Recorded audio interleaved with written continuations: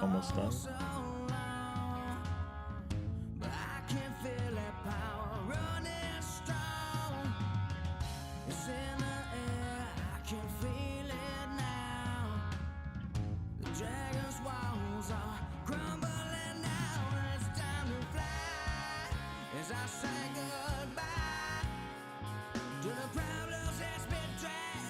What is going on, everybody? Welcome to the Don't Unfriend Me show. Sorry I missed you last night. Well, I wasn't feeling too hot, but feeling better this evening. Good to have everybody here. Olivia's in the house. Hola. Hola. Hola, I'm here. You are here. Ready to go? Ready to rock and roll? Yes. Yes. Outstanding. It's the weekend. Red Friday, everybody. Get your red on. We're covering a whole bunch, as always. We're going to be doing Letitia James update. NFL draft trolling. Kind of a cool little story. George Santos sentence. He's in trouble. Dr. Oz and fraud. No, that's not a German. Deepfake on Trump. Judge arrested. Impeach. Owens flips on Trump. Knew that was a matter of time. Fuentes gets rolled by Alex Jones. It's actually pretty humbling to see for him. We've got an exciting announcement that we promised last night, but it will be once we get rolling here. Please share this out to everyone and their mother. Got a good announcement. It's going to be huge. And then I want to talk to you about some other stuff. We'll be right back. 3 minutes.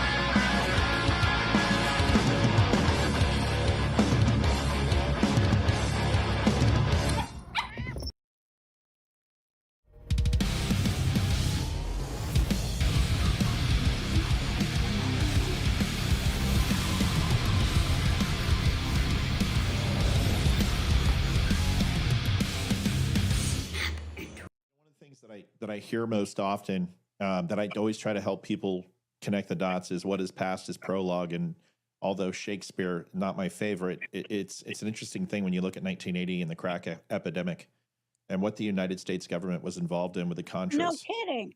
So I don't understand why people are so shocked and they call Roseanne a conspiracy theorist. Because there's evidence in the past of the government getting involved in this, and there's plenty of books on this, and you can read this. Here's what I think. I love your show, by the way, Matt Spear, and Thank you, ma'am. Just discovered you about a week ago, ma'am. Oh my God, this guy's a genius. The facts he can spew. God, I love you. You can spew fact, and that's the sign of a genius. Thank you, ma'am. So I appreciate you asking me that. So you just made my life. I do remember back when they were bringing the crack cocaine into the black neighborhoods, and that proved that the CIA was doing it because they were grooming that population, and they've been. Adjusting transmitter output. This is the Don't Unfriend Me show with your hosts, Matt, Leroy, Amy, and Olivia. Geopolitics, military analysis, and election coverage. Coming to you live on all major social media channels at The Dumb Show. Honest, direct, unfiltered. We can agree, we can disagree. Just don't unfriend me. Welcome to the Don't Unfriend Me show. Good to have everybody here. Yep, I'm feeling better. The white shirt might make me look a little pasty this evening, and that's just the way it works. Yeah, that's too bright. It's almost too bright. White is always a hard color to wear. Actually, yeah, but now that we've got the white balance working, it actually looks good. It's not drastically different, but it's definitely brighter, and it washes out the camera a little bit. When we get into the new room, it won't matter because we'll be able to illuminate that room the way we want. What's going on, everybody? Can we start with something else besides the big announcement and just kind of slow roll our way? Slow roll it. Wait until we get a lot of people on. Yeah, I mean, we're share it out on Twitter, everyone, please. Yeah, we're already doing well, actually, but it would be nice. So I want to disclose something, and I think it's been a while since I've done this, and I was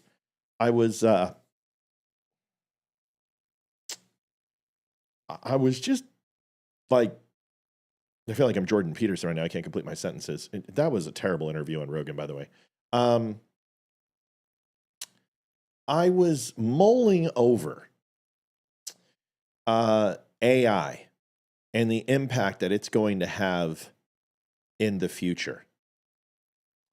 And I was always asked, well, gosh, AI, you think it's going to take over the world and create Skynet and kill us all? No, I don't think so. Second, do I think AI, we won't be able to tell the difference between AI and real? Some people. Yeah, exactly. Like, unless you have a trained eye for it, unless you know how to beat it. But even at some point, yes, it's going to become so realistic, it's going to be almost impossible to tell. Anybody who's seen 8K monitors, really true 8K, they rival the depth and the color range of the human eye. And animals get confused. And usually the animals, because of the depth that they actually see in, they're not fooled by phones and things like that and TV sets.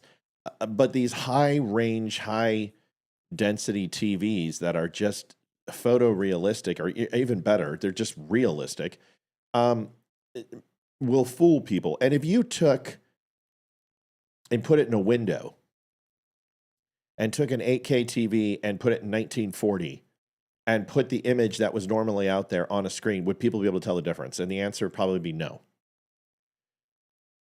So now there will come a point where something like AI will be able to fool us, and it will become so human-like that it essentially won't be artificial intelligence anymore. It'll just be a form of intelligence. And I was always like, is that going to happen? Is it going to be a full? You know what? I still believe, because you can validate sources, and you can't create emotion. You can't fix the dead eyes that AI has. And I don't know if they ever will be able to. It always will seem synthetic. So my concern isn't that. My concern is actually in the reverse. And here's what happened today. It's not that I believe AI is going to be a detriment and we're not going to be able to tell from reality and fiction, because in the end, that's what investigative journalists do. That's what we do. That's what some media stations do, that the truth will out.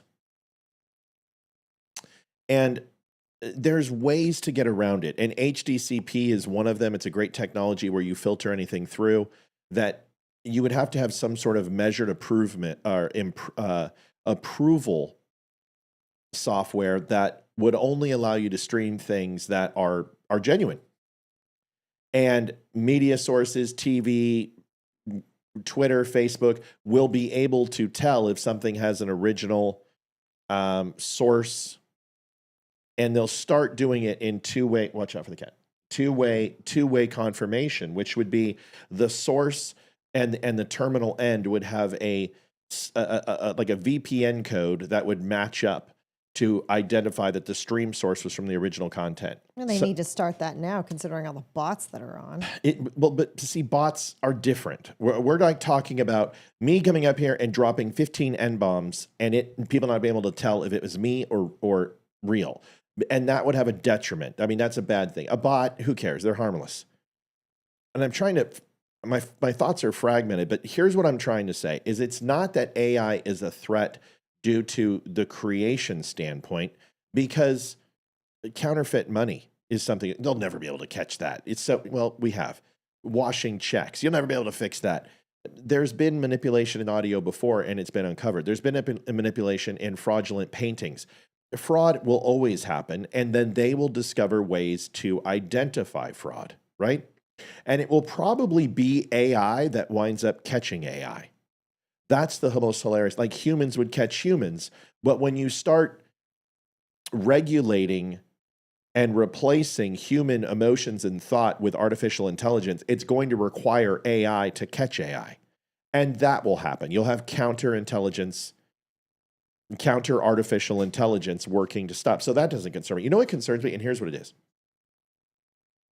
is that people who are intelligent, people who use their punctuation properly and capitalize and use obscure phrases and doesn't have a monosyllabic vocabulary and actually has an extensive or a robust vocabulary, those people will be labeled as people who use AI.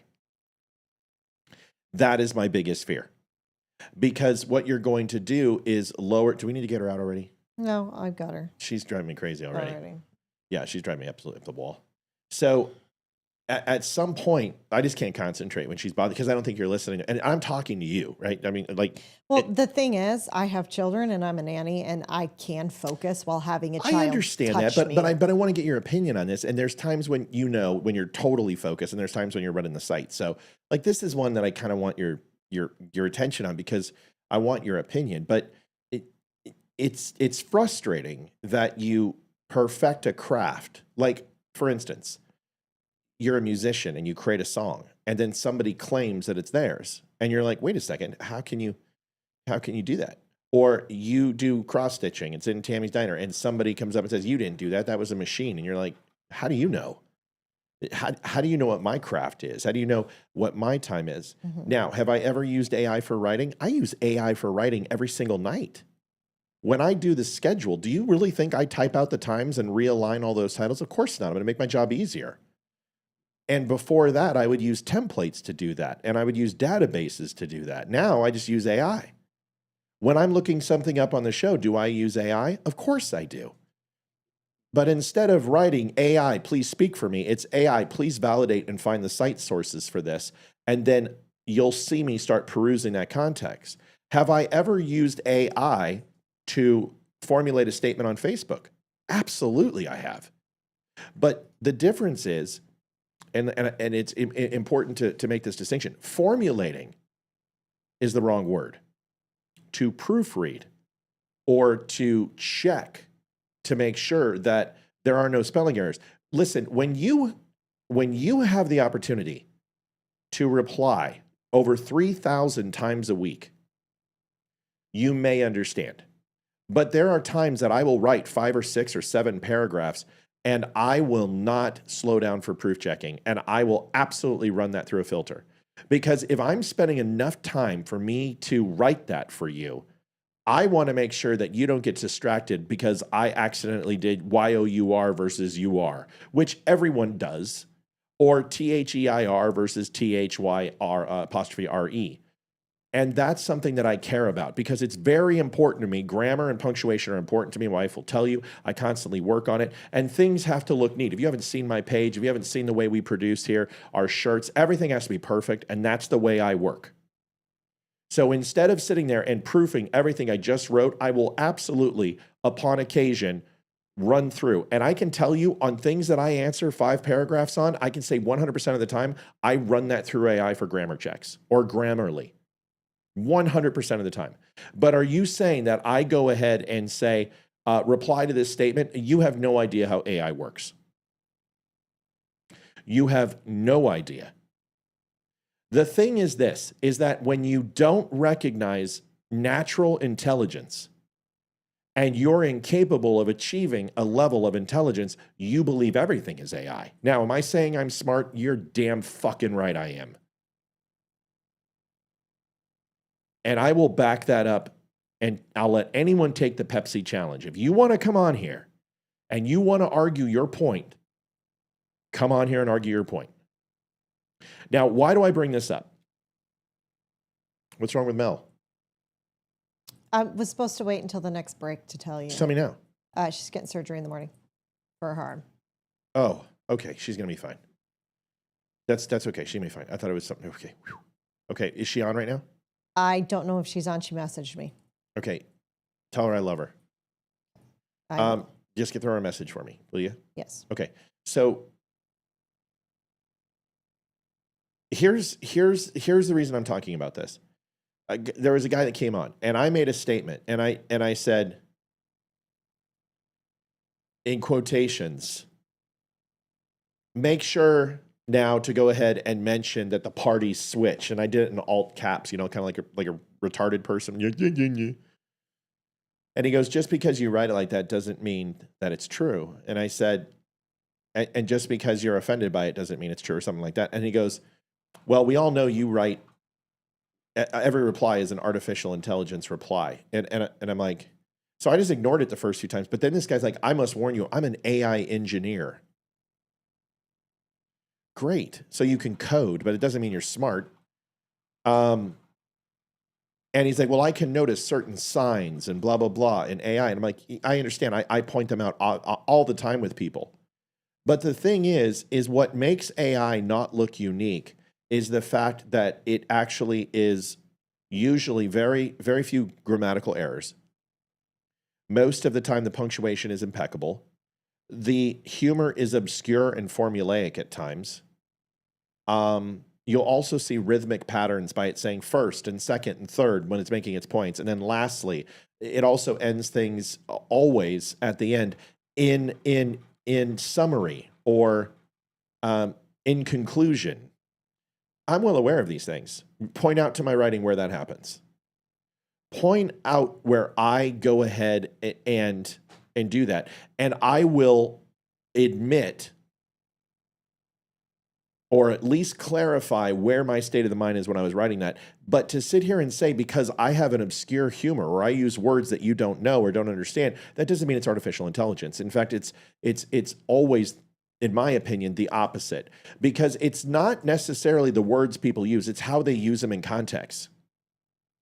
And if those words go ahead and meet the purpose of their creation. So example, if I'm writing 5 sentences, I'm being very purposeful with my words. I'm addressing point by point, and I'm going to give you a very detailed professional response.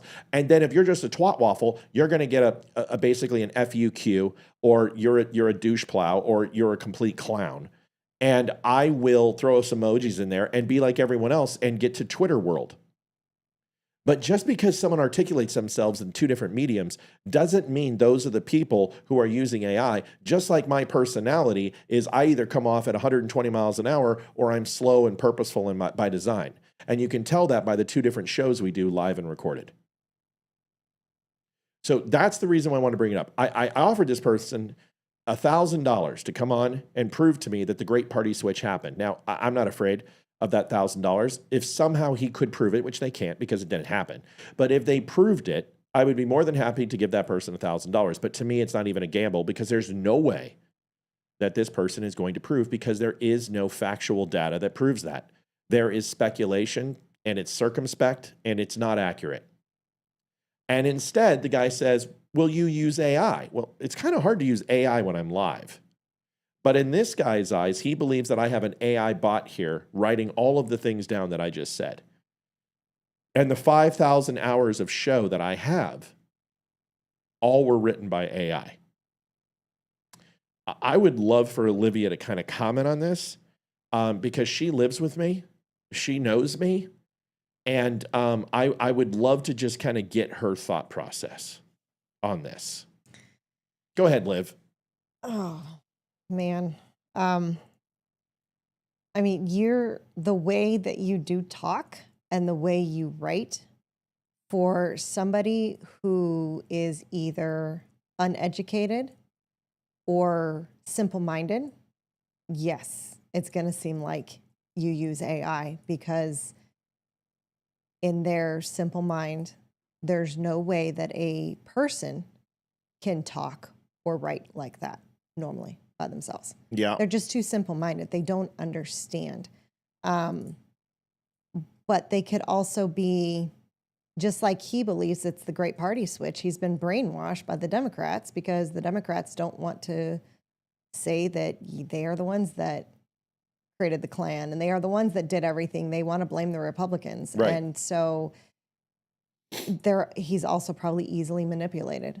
And Yeah. he's been told that, anyone that speaks intelligently is using AI, because there's not anyone that's that intelligent. Well, he believes that because when you're a hammer, everything's a nail. And because Exactly. he's an AI engineer, anyone who speaks with some form of articulation is using AI, right? Mm-hmm. Yeah, but the thing is you've been speaking like this since I've known you for 26 years. So, And it never used to be that way. And AI wasn't a thing until a few years ago. So I know, and your dad used to talk like this, and yeah, your brother talks like this. I mean, it's just, it's in your family, it's in your blood. So no, it did. And I know, because I've lived with you, it's the norm for me now. And it doesn't surprise me when you use big words like that. And we're teaching our children like that. My daughter talks like that. We have always talked to them like adults. We never talk to them like kids. And we always use big words, even when they were toddlers. And it taught them to ask questions as to what this is. And Hayden was using words like facetious at the age of 4 correctly. It's just that's what we've done with our kids. So they will act like that too. Yeah. But did you know that the kids' schools have AI blockers and AI finders, because all of their papers and all of their homework is now done on a computer, and And they Hayden got online. accused for using AI. And they submit it online, and that way the teachers, since there's so many papers they have to look at, that papers that the computer thinks is AI get flagged, so they can go and look at them. And yeah, she's been accused of it a couple of times. And I've read her stuff, and it just comes down. It just comes down to this. I said, well, why don't you come on and I'll give you $1,000 if you can prove. And then he changes into AI. So he goes, you can't use AI. You have to cite every source. We are in an undisclosed location. It can't be on your show. It has to be on YouTube only. It'll be in a remote location with an impartial debate. I said, dude, for $1,000, go fuck yourself. I'll pay you $1,000 to never come back to this page. I'm sorry, this is our show. If you're coming on our show, you don't get to tell us what to do. What makes you think that I give a shit about your opinion, that I would host you on my show? You should be honored, And here's the problem. So this is the end of it. And it's not bothering me. It's that I think this is going to become a normal thing where intelligence is going to be belittled. It already is in our society. Mm-hmm. We are idiocracy in all facets now. And the thing I will say is this: if you don't like the show, that's fine. You don't have to like the show. You can say the show is AI generated. You can say that I've got some sort of monitor here feeding an earpiece that's feeding me all my answers, whatever conspiracy theories you want. But if you're going to make that challenge with a straight face and actually believe it, then you should have the balls to back it up, no matter what the circumstance is. If I'm fake, if I can't debate and I can't argue and I don't know my facts, then you should be able to come on here and spank me left and right. So do it. The phone number is right there. You can get an invite on the show. And people are like, well, you don't have Democrats in on the show. Well, yes, I do. They just don't show up. What happened? She decided to go through the desk, and I heard a big thud. Oh, yeah, she tripped. So that's the thing. When you watch the show and you're a liberal or you're a Democrat or you disagree, just call in and state your case. But I will tell you this. Everyone who has called in, even the groypers, it's always ended on a good point. Even the guy who was wearing the Iron Cross from Nazi Germany, who said he was a Jew. That guy. Well, there's only been one that was bad, but that's okay. Who? Kyrie. Kyrie wasn't bad. They ended on a good term. Really? He left and he never came back. I don't think it could have He ever still been. talks shit about us, but that's okay. How do we know this? Because other people can see their comments and they've messaged me and shown me. And I'm like, they're like, do you want to tell Matt? And I said, why? It's pointless. I'm like, he already has enough to deal with. He doesn't need to see it. I don't. But oh yeah, he still talks major shit about us. I love it. I know, it's great. That means we've got rent in his head for free. You do.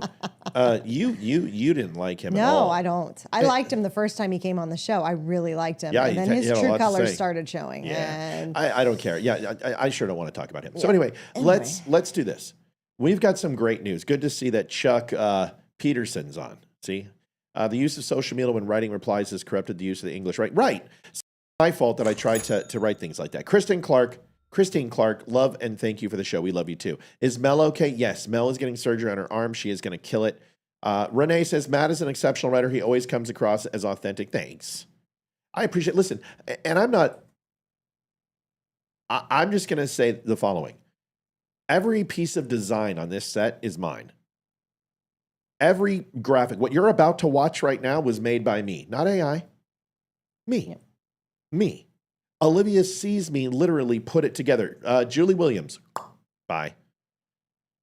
it's amazing. We're getting more and more of those. Oh yeah, it's starting to hit.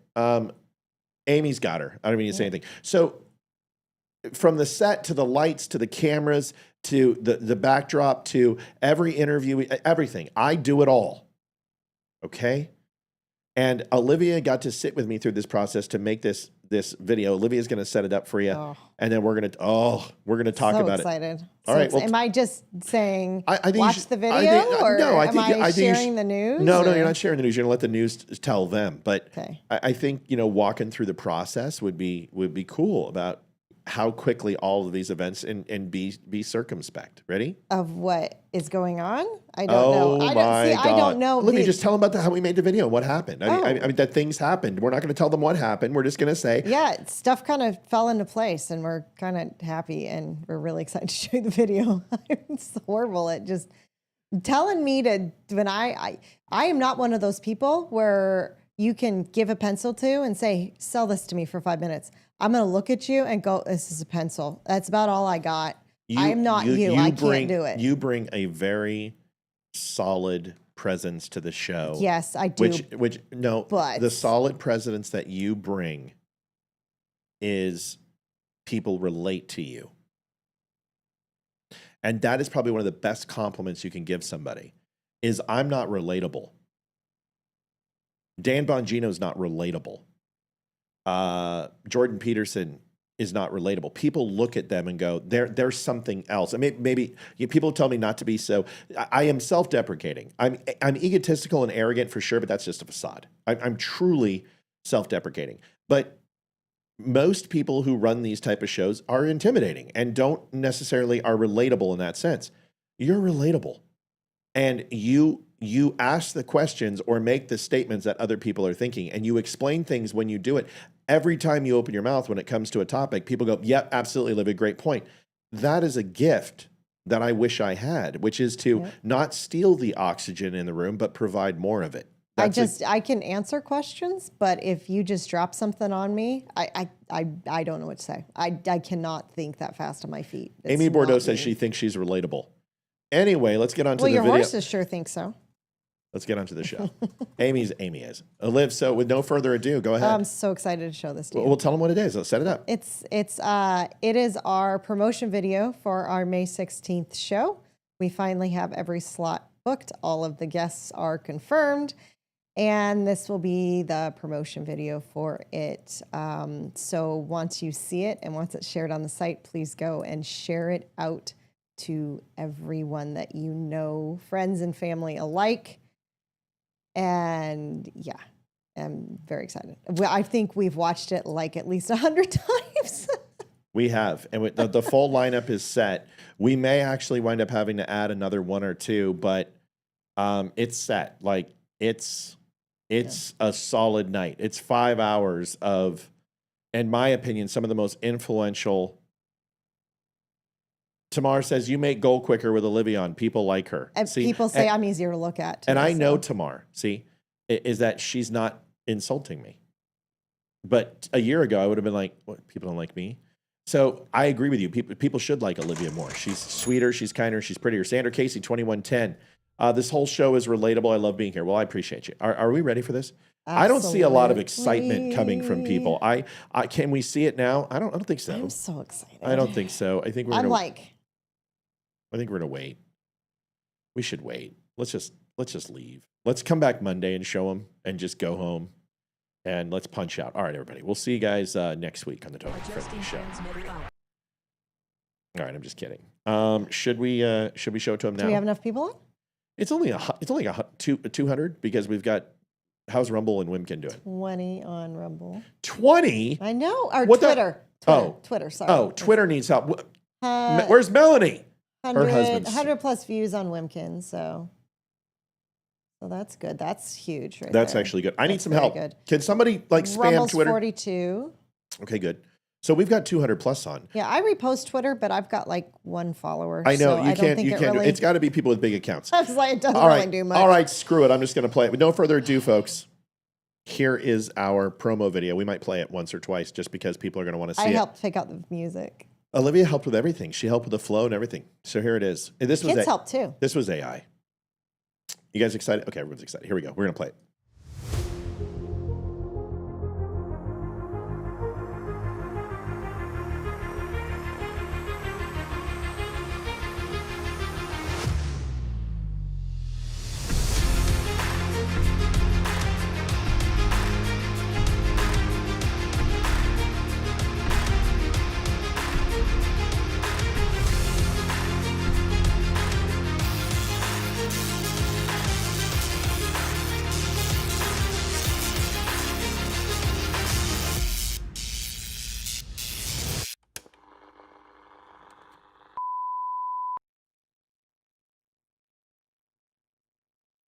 I love it. I got goosebumps. I'm so excited. What do you guys think? Yay! Let's watch it again.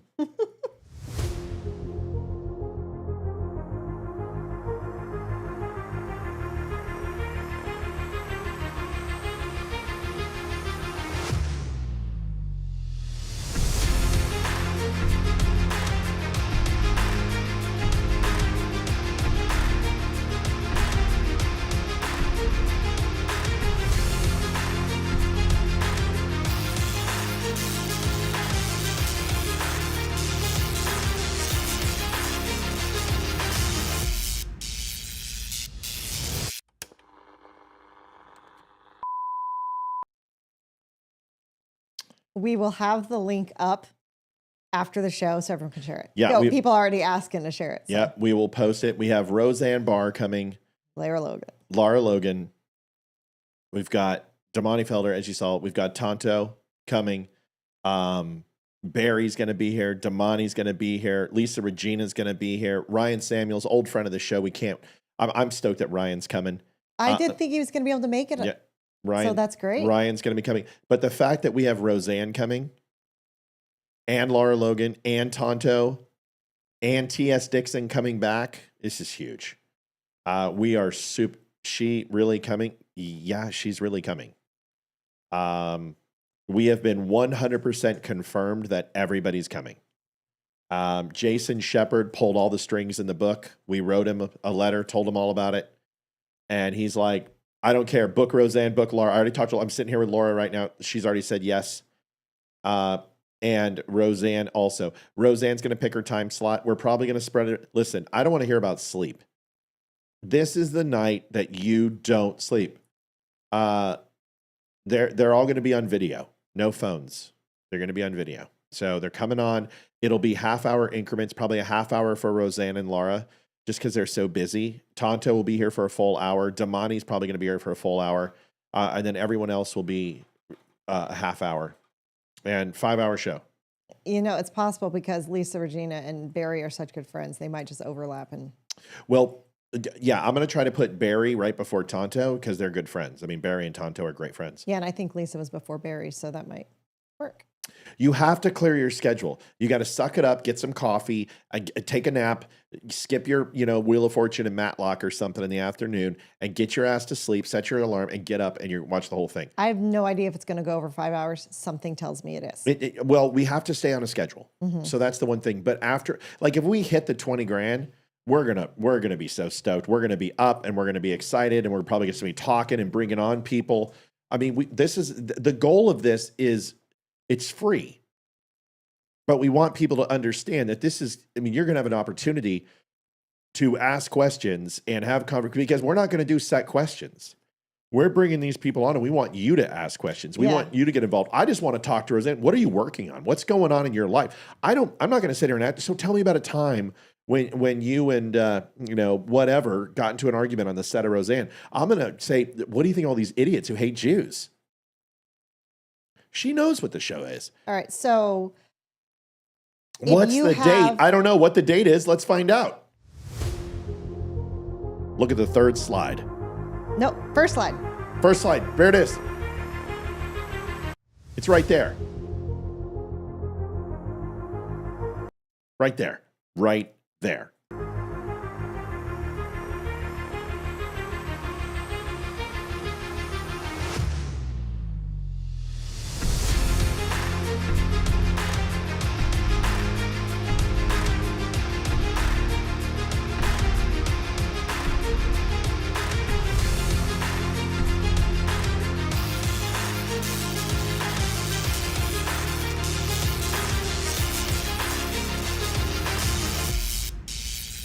You are allowed to miss certain parts of the show. My recommendation. And don't miss any of it because it's all going to be awesome. I wouldn't miss Tonto. I wouldn't. Now, here's the thing. I got to decide whether I'm going to enter a break in this and make it 2 parts, like do a live. I don't think I'm going to, but what we don't want is for it to cut off, right? Because sometimes when you stream for 5 hours, like election night, it cuts off. I don't think we'll have that problem. No copyright information will be played. In fact, we're not even put any music on it. It's just going to have the Don't Unfriend Me song, and that's it. No still point, nothing. I don't think we're playing videos or anything. Yeah, we're just going to be, this is going to be huge. I mean, this is going to be massive. And then how this is going to work is Amy, Leroy, Olivia, and myself will rotate in and out. Olivia will be doing donations because I have a feeling we're probably going to get a few hundred donations. I'm going to be doing donations and questions. So if anyone has questions for any of these hosts, you need to email me. And I'm going to put the email in all the links right now. Olivia@thedumbshow.com. Email me ahead of time. I can't guarantee that if you email me 5 minutes before the show starts, that your question is going to get on the show. We need some time to weed through all the questions and separate them for which guest you want to be asked and blah, blah, blah, blah, blah. So time is a good thing. Giving us a little bit of time is a great thing.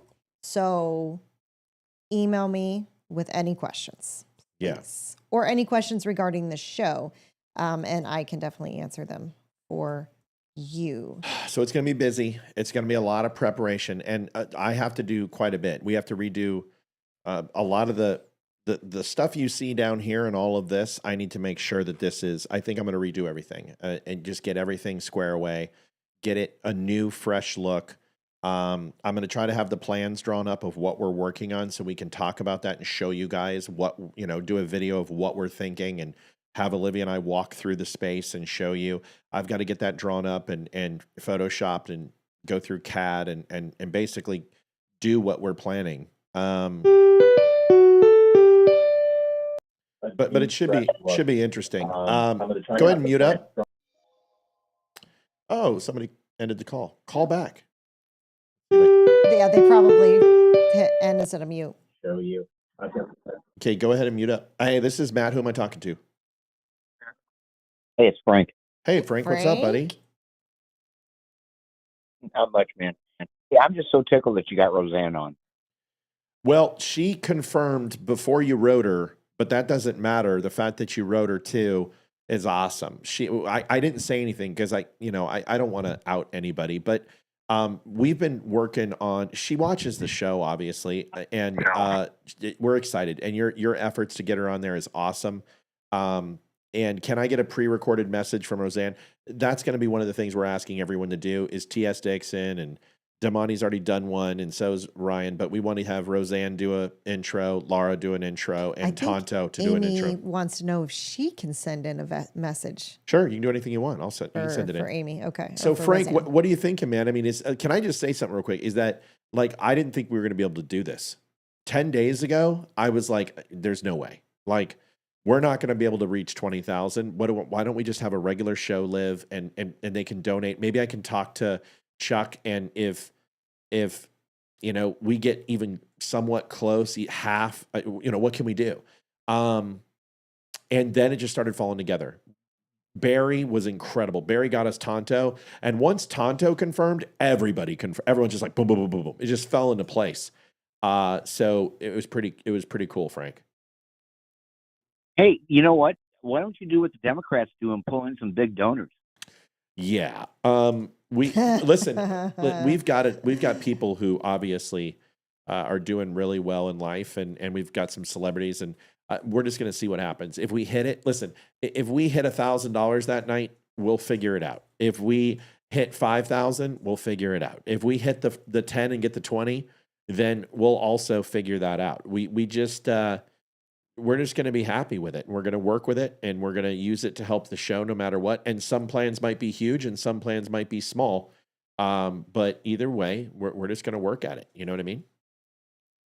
I love your attitude, Matthew. That's the only way you can look at this. And I'll tell you what, I haven't been contributing much lately. I've kind of been saving up because I figured that night I'm going to go big or go home. So I've heard a lot of any that. way I've heard a lot of that. Like a lot of that, Frank. Like I've heard 30 people say that. So it's like a lot of people. That's why it's been so tight lately on donations, is because people are saving, and that this is for you guys. Listen, we could go buy a new car, or we could go on vacation, or get Olivia that boob job that she has wanted for so many. Never mind. But honestly, we're using it for the show, and we're giving back to veterans, and we're putting it into the show. So that's what we're excited about. Someone had a question about emailing me. Carrie, if you have a question for one specific person, yes, you can put their name in the subject line. But if you've got questions for multiples, don't put their names in the subject line, because I have a feeling some people are going to have questions for multiple people. Just make sure you put their, this question is for Roseanne, this question is for blah, blah, blah, blah, blah. So that way I Olivia, can sort through them. Yes, Frank. did you get my donation tonight? Let me look. We've kind of... we haven't been focused on it, because yes. I put it in early. Okay. Yes, Good. I do have it here. I just haven't. We kind of got on the serious subject, and then with this, I haven't put any in right now. So yes, but I do have it. No, babe, it's all good. I just wanted to be sure that you got it, and anything I can do to contribute to the show, I'm always there for you guys. Love you all, and I'm not going to eat up any more of your time. I know you got more important stuff to get to. Matthew, you take care. I hope you're feeling better. Thanks, brother. Sorry you were down last night. Man, I really missed you last night. I was going through withdrawals. That's funny. Well, Amy Bordeaux is calling, so let me answer it, brother. I love you, Frank. Thanks, See you later, buddy. Hi, Amy. What's going on, sister? Amy. Uh-oh. Yeah. Oh, there you are. Oh, holy crap. Hi, Amy. Oh, you know my name. I'm really good. No shit. What did I do? What did I do for a living, Wow. lady? I don't know. This is my first call in at work. I'm so excited about your upcoming show. Oh my word. I know. Okay. Oh my word. I'm really on the show. Hold on a second. Shirley says. Okay. Can I give shout outs? Frank, shut up. Yep. I am. Shirley. Coming home. Hold on. Okay, I want to give a shout out to Amy Stancoom. Love you, girl. Mel from Canada. Olivia. Yeah. Matt. Yeah. Of course, Amy, Leroy. How about that Ryan Weaver, huh? Ooh, Yeah, he's good looking. Okay. He's a good looking dude. Mel from Canada. Mel from the Bayou. Yeah. I'm so excited about the show coming up, though. Seriously. I Okay, know. I just wanted to be on the show. Oh, well, I'm glad you're on the show. Real quick. I'm so excited. Real quick. So Janet says, Matt, she wanted or you wanted as far as the boob job. I'm going to plead the fifth. Shirley Olivia wanted the boob job. I think so too. Shirley says, I got to look up Tonto. I'll just walk you through it. He is the star of 13 Hours. He's co-writer of the book 13 Hours. Shout out to Darla too. We love Darla. Okay, hold on, Ames. Hold on a second. Sorry, I'm excited. I know, but you got to let me finish. So Tonto is was one of the stars in 13 Hours. We haven't seen the movie, the Heroes of Benghazi. And Amy from South Carolina, by the way. I'm going to hang up on her. I'm going to hang up on her if she does it again. No, don't hang up on me. I'll call back. I'll block you. So shut up for a second. I got your number. I don't care. I'll block you anyway. Okay. So shut up. Shut up, Amy. He's the one who did the hang loose. Shut up. That's it. She's done. I hung up on her. So he's the one who did the hang loose in the movie 13 Hours. Okay, Amy, now you can go ahead and call back. Seriously, I gave you a chance. His name's Tonto Peranto. Look him up, Tonto. You'll love him. Chris Peranto. Tonto's his nickname. Oh, Yeah. is she calling back? I don't know. Ouch. I'm calling her back. Amy from South Carolina. Hey, but there, I just hung up on her again. All right, all right. Well, we got a show to do. We're pretty excited about it. If anybody wants to see the video, we are going to run it through promo. Folks, we do have a goal to hit. It doesn't change. We are looking to hit, looks like about $270. We wanted to thank James Cody, Bobby Richardson, $51.99, greatest host ever. Love y'all. Thank you so much. Bobby, you're amazing. Amy is a hoot. I love her to death. Amy, you can call back whenever we get into our segments if you wanted to chime in. She's awesome. Well, I guess we can get into the show. I would love to talk about it all night, but we've got stuff to do, right? Yes. Okay. I just realized how much work I have to do. Like, I've got a lot to do. A lot. I've got... May is going to be a very busy month because both kids, the following week, that Tuesday and Thursday, the following week, 20th and 22nd, they both have choir concerts. Hayden's birthday is the 22nd. Screw them. Yeah, Hayden's birthday is the 22nd. Who cares? I've been there their whole life. They can suck it up and be there for me. No, I'm kidding. Yeah, we got a lot to do. I got to design the... we'll sit down and we'll work on it. And then I got to make sure that I can get everybody in. And I might use Zoom to do it, honestly. Zoom had issues, though. Zoom didn't have issues. Zoom had video quality issues. But oh, that's right. I don't know if I care so much about that because I can only have 4 people on here at once. So if it's me and Leroy, yeah, we probably need to get Zoom. You know that I'm going to probably be here the whole time. Like on video? That's fine. You don't need to call in. So it'll just be, that only counts for me and you as one person. So that'll give us 3, and I don't want any more than 4 people on. So you, me, and 2 others, and then a +1 to call in and put in the green room. That should be fine. Okay, let's get to it. I don't even want to do a show. I just want to get through the weekend and just get closer to May, but unfortunately, that's not the way life works. Letitia James' lawyer sends letter to DOJ asking them to drop their case against her, deeming it political lawfare. Are you serious? Balls on this chick. Oh my goodness. Are you serious? No, very serious. This is from the Soros elected DA who ran on that she was going to get Trump. She didn't know what she was going to go after him for, of course, but she just went after him. And here is her plea. Watch this. 2 minutes of just full joy. So Tish James is lawyered up. She's hired Hunter Biden's old attorney to represent her in a story you first heard right here on Diane. Angle. Fox's Christina Coleman has all the details. Hey, Christina. Hi, Charlie. Great to see you. This is a major follow-up in a story first broken by The Angle. High-profile attorney Abby Lowell is the lawyer representing New York Attorney General Letitia James. And today, he sent a letter to Attorney General Pam Bondi arguing the Department of Justice should reject a request to prosecute James over allegations of mortgage fraud. He says the criminal referral against James is improper political retribution and lacks any credible foundation. In the letter, he said, quote, "The stunning hypocrisy of President Trump's complaint that the Justice Department had been politicized and weaponized against him is laid bare as he and others in his administration are now asking you to undertake the very same practice." He sent this letter after the Federal Housing Finance Agency referred Letitia James for potential criminal prosecution over alleged mortgage fraud, something James strongly denies. Oh, I strongly The deny it. allegations are baseless. Baseless. The allegations are nothing more than a revenge tour. Officials within the Trump administration say differently. They accuse James of using falsified records related to property she owns to receive favorable loan terms. And while her attorney is accusing the Trump administration of weaponizing the DOJ, some legal analysts and many Republicans question James's use of the justice system. This is a person who prosecuted Trump for everything short of ripping a label off a mattress.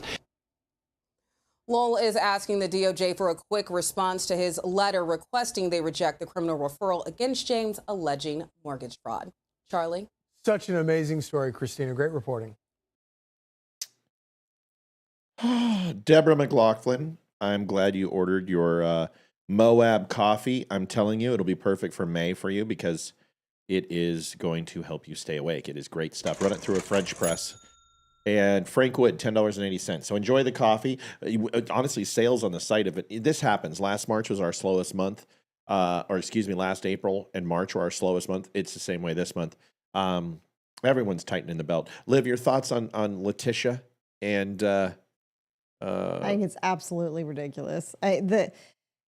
The balls on her. Holy cow. Look at the balls on Brad. Exactly. The fact that she did that to Trump and then she actually did it. And now she's saying that, no, you can't go after me for this. Just, wow. I knew she was going to do something, but I'm pretty speechless that she's actually going as far as she is. Theme of the night is like, we are way too important to prosecute. We're above the law. I mean, all of these guys, from the judge they arrested to the judge harboring criminals in New Mexico, the guy had decapitated heads on his phone, and the judge smashed the phone and took it to another county to destroy it. This judge, and he's Tren de Aragua.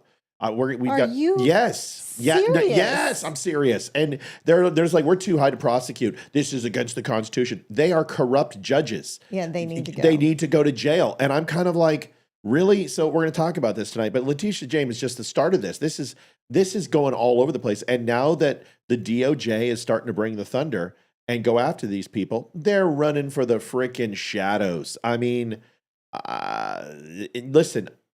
I agree. I don't want Kash Patel going on Twitter and announcing this shit. Let the media get a hold of this. Do the arrest. Let them take pictures. Call the press if you want to. But I don't want any of that. I don't want the showboating. No. Just do it how it's supposed to be done, by the book. Don't showboat. And that's what they did. The Democrats showboated whenever they put an indictment down on Trump. Don't showboat it. Do it by the book. That way they've got no complaint. They can't say, they'll still complain. They're still going to complain. Yeah, I know, but still. I mean, they complain about everything. Like I said. They complain for freaking rabbit farts in their front yard. I mean, they complain about everything. It's supposed to be like rabbit farts in the woods, but front yard is good, I guess. We saw a rabbit last night. It very well could have been farting in the rabbit. I'm amazed Ash didn't go after it. No, Ash went after the illegal that tried to kidnap Ethan today. Oh my God. It's a funny story. Oh my gosh. Okay, so we want to get our house power washed. It's 8.5 years old, hasn't been done, and it's a very light grayish white. So it needs to be done. So I've been making phone calls over the last couple of days and sending out messages. I need to get my house power washed. I've talked to like 8 different people. Well, some guy I've been messaging back and forth. Who we didn't know. I didn't know. I've been talking to him, and most people are like, just send me a picture of the house so I can see. What's the code you got on your phone real quick? The code? Yeah, code. 207429. Thanks. So I had no idea he was going to stop by because the only appointment I've got is for next week. And all of a sudden I see on my phone, because anytime any of the cameras see anything, I get notification on my phone. So I always pick it up even when I'm at work. And all of a sudden I see this dude has rung our doorbell. And then I see Ethan walking home from the bus. And I'm like, okay, I'm going to make sure that I'm watching just to be on the safe side. So on the camera, I hear him go, "Are your parents home?" I was like, "Oh my God. Oh my God." And I'm sitting there like, where's Matt? Why hasn't he walked through the door yet? And then I see Matt walk out the door and he's like, "Who are you? What are you doing on my property?" Like with gun in hand. And you can see the dude cower, like, and I heard him say, "Olivia knows I'm coming," or something like that. And then it was like, "Oh, okay. Now I know who you are." But yeah, I think he walked into a hornet's nest, not realizing that he asked the wrong question. But I didn't know he was coming. He didn't tell me he was stopping by. So, and I feel bad because he was a super nice guy. And you know, he's going to wind up power washing our house. Thank God. But this is the video that took place. Oh, you've got it.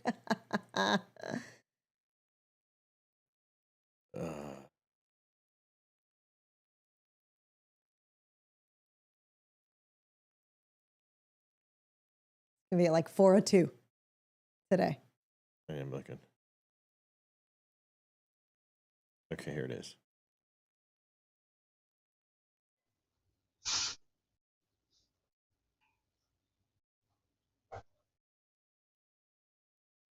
I'm going to show his face.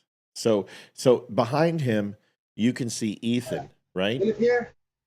And you can see Ethan behind this guy. And this poor guy did nothing wrong. But Ethan's walking up, and Ethan's immediately on alert, right? So Ethan's like, wait a second, something's wrong. Oh, shit. Where'd it go? Hold on. Get this back. What happened to it? What the shit? Hold on. Failure. Okay, there it is. So Ethan immediately knew something was wrong. Yeah, I saw the look on his face. Okay. Okay, there's that. Sorry. So Ethan kind of, sorry, I got to do it this way. This is the way this works. It doesn't want to be changed. Okay. So Ethan's walking up behind you. You see him by the flagpole, and Ethan is circumspect. Hello. You live here? Yes. Is your dad and mom home? So first he says, "Do you live here?" And that's now, Ash is outside the backyard, and she waits for Ethan every day between 3:30 and 4. And I'm not going to tell you the specific time he gets home. So she waits out there and watches. And I'm in here working, and the screen door is open, and she barks like I've never heard her bark before. So I'm up, and then the doorbell, I hear the chime in our first section of our property. Second, like, you can't get to my house without me being notified when you're 100 feet away or 100 yards away. You step foot on any, see all this property? This is all my property. This front yard, see all that green up to that house? It's all ours. And all the way around the house in a giant circle is our property. You walk anywhere near there, we know. And so I'm like, what the fuck? So I go and run to Ash, and I'm opening up the phone because I hear the beep, and I'm thinking it's Amazon, but she never barks like that with people because she's used to the trucks. But she sees something about this guy she didn't like. So I run out there, and she's just looking at me, and I open up the screen, and she immediately goes in and stops and looks at me again. I'm like, okay, I'm coming. And then she runs to the door, and then she stops, picks up her paw and points at the door. Solid points at the door. And I open this up, and I hear immediately the app opens up, and I hear, "Do you live here?" And I'm like, oh no. So I run and I go get my gun. And I am not kidding. I mean, it's one step. I mean, I've got guns everywhere, but I grab this thing, and I'm like this. I'm double stacked, and I'm ready to go. And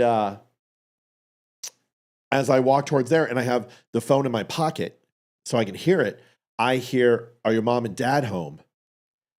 And then he says, "Are you here alone?" So as I'm trying to open the door, Ethan's fighting it, and I literally open the door, and I let this guy see I'm armed, and I rack around, and I let him hear it. Because I'm like, this kid's, we get death threats all the time. So I'm like, here, this is crazy. So this is what happened. I don't think so. Look at him. And this is the only, first of all, I said, Ethan, never walk towards the threat. If you recognized him there and you didn't know him, you should have just kept walking by and going to another house. Second, don't ever say your parents aren't home. Say, yeah, my dad's actually right here. He always greets me. We gotta teach him a little. And I did, and I taught him. But the fact that see how far he stayed away, he stayed out of grip. He stayed, and he held his bag. So his bag has a heavy thermos in it. So he's not stupid. He knows this guy's a threat. I'm not going to turn my back to him because watch, he doesn't until he gets to the door. But he's standing here, and he immediately is watching this guy. And he's just far enough away. And I asked him, what were you going to do? And he's like, I would run around. And when he tried to reach out for me and run around and go out this way and hop over. So Ethan had already planned on escaping, and he's wiry and quick. So here's full time. I don't think so. Oh, maybe. I don't know. Can you just leave? Yes. Thank you, buddy. Appreciate it. Welcome. Now he knows. Look at his Because he face. sees me, and he's like, because once he felt me on the door, he felt completely safe, and he knows. And watch what happens here. So, Yes. Thank you, buddy. Appreciate it. Welcome. Excuse me, where are you? See, so he steps out of the way. Ethan knows. He's like, Dad's going to be behind the door with a gun. Ash immediately disobeys me and goes right for the perp, right? And she kind of jumps up against him. And then when we start talking, she just kind of circles and keeps going with him. So My property. Sir, how you doing? Yeah, why are you on my property? Your wife, Olivia, called me. Okay. For the person. Sorry, you were talking to my son, and I didn't know who you were. No. I apologize. No problem. So I'm armed, guns out. He can see it. And I'm just like, and Dog does his job. Like Dog does her job. As soon as he name dropped me, you're like, oh, okay. No, he did. Once he said that. So here it is full time. I felt horrible. I'm going to give the guy a huge tip. No. And he was respectful. You can see he kept his hands in his pockets. He stood back. This is a father. And he even said, he's like, I'm a father. I'm a father. Yes. Is your dad the mama? I don't think so. Oh. Maybe. I don't know. Can you just leave? Yes. Thank you, buddy. Appreciate it. Welcome. Excuse me, why are you on my property? Sir, how you doing? Yeah, why are you on my property? Your wife, Olivia, called me. Okay. For the person. Sorry, you were talking to my son, and I didn't know who you were. No. I apologize. No problem, sir. I'm sorry. I completely understand. No. So, like, he was like this. He was showing, because the only reason I drew on him is because I almost drew on him. I brought him up is that his hands went to his waistband first, and I'm like if he would have went for his shirt, I would have put him down. But once he did this, I immediately was like listening, and then he said Olivia, and I'm like, okay, you're good. And I put my hand out like this, and that's when he was like hands up. Once I did this, he put his hands up, and I'm like, okay, he's cool. And then I made the gun safe and gave it to E, and yeah, Ethan put his armor on for sure. He put his armor on. I gotta give it. Yeah, Hayden, I walk in the door when I get home, and she goes, "Why didn't you tell Dad somebody was coming to the house?" I'm like, he was so pissed. I was too. I'm like, Olivia, the next time you're gonna send an illegal Mexican to my house, can you please? I'm like, I was joking. He's a nice guy. Like I already hired him. I'm like, dude, you're so hired. I'm gonna get you a huge tip. He was a super, super sweet man. I had no idea anyone was stopping by. I'm not stupid. If anyone's coming on this property, and I'm going to let you know because I know what's going to happen. He was great. He was so cool. And it was so fast. He was so polite. So I brought him into the house. I showed him the podcast. I even showed him some of the death threats. And he's like, oh man, I totally get it. I'm a dad. I would have done the same thing. That's why I was just like, hey, no. And then he I probably shouldn't have said what I said, but my English. And I said, no, I get it. What you said, you weren't, but it sounded like you were trying to find out if we weren't home. Inquisitive. And then when he was all alone, you were like, really? And I'm like, oh, motherfucker, don't, because that's all I heard. I turned it off quick, but my first reaction was to get Ethan and usher him inside. So I put him behind me and got in front of him and blocked him off. So I waited for the door. And once it did, I flung it open and I was right there. It's crazy.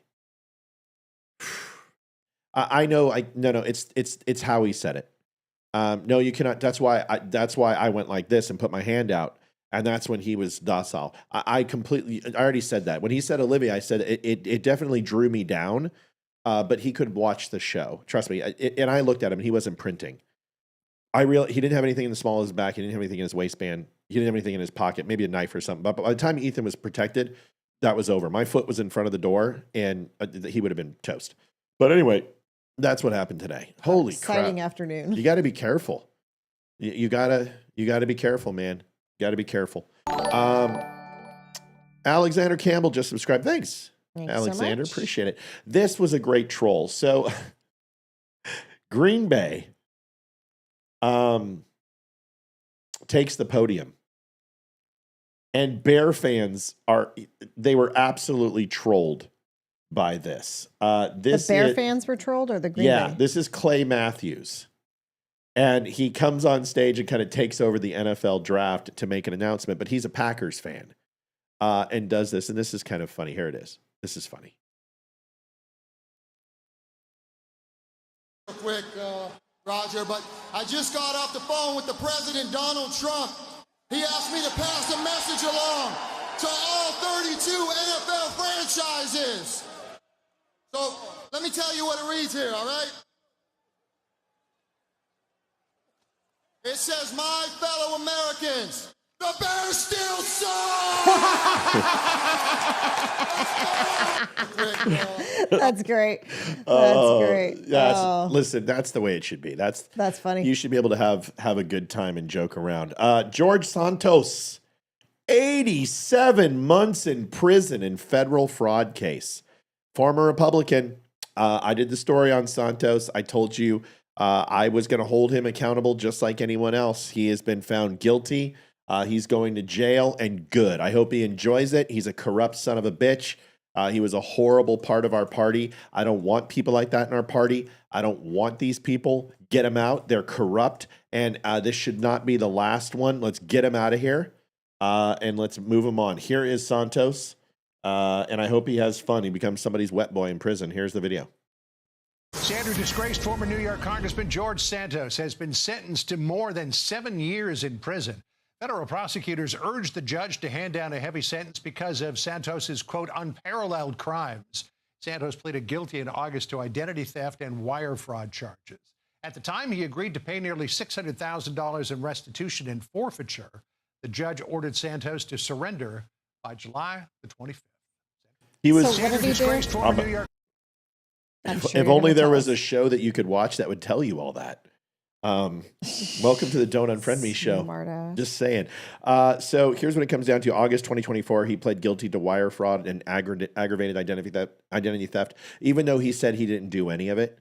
They were 23-count indictment that included conspiracy, credit card fraud, money laundering, theft of public funds, making false statements to Congress. Prosecutors accused him of misusing campaign funds for personal expenses, fraudulently obtaining unemployment benefits, and making unauthorized charges to donors' credit cards. He was ordered to pay back $373,749 in restitution and forfeit an additional $205,000.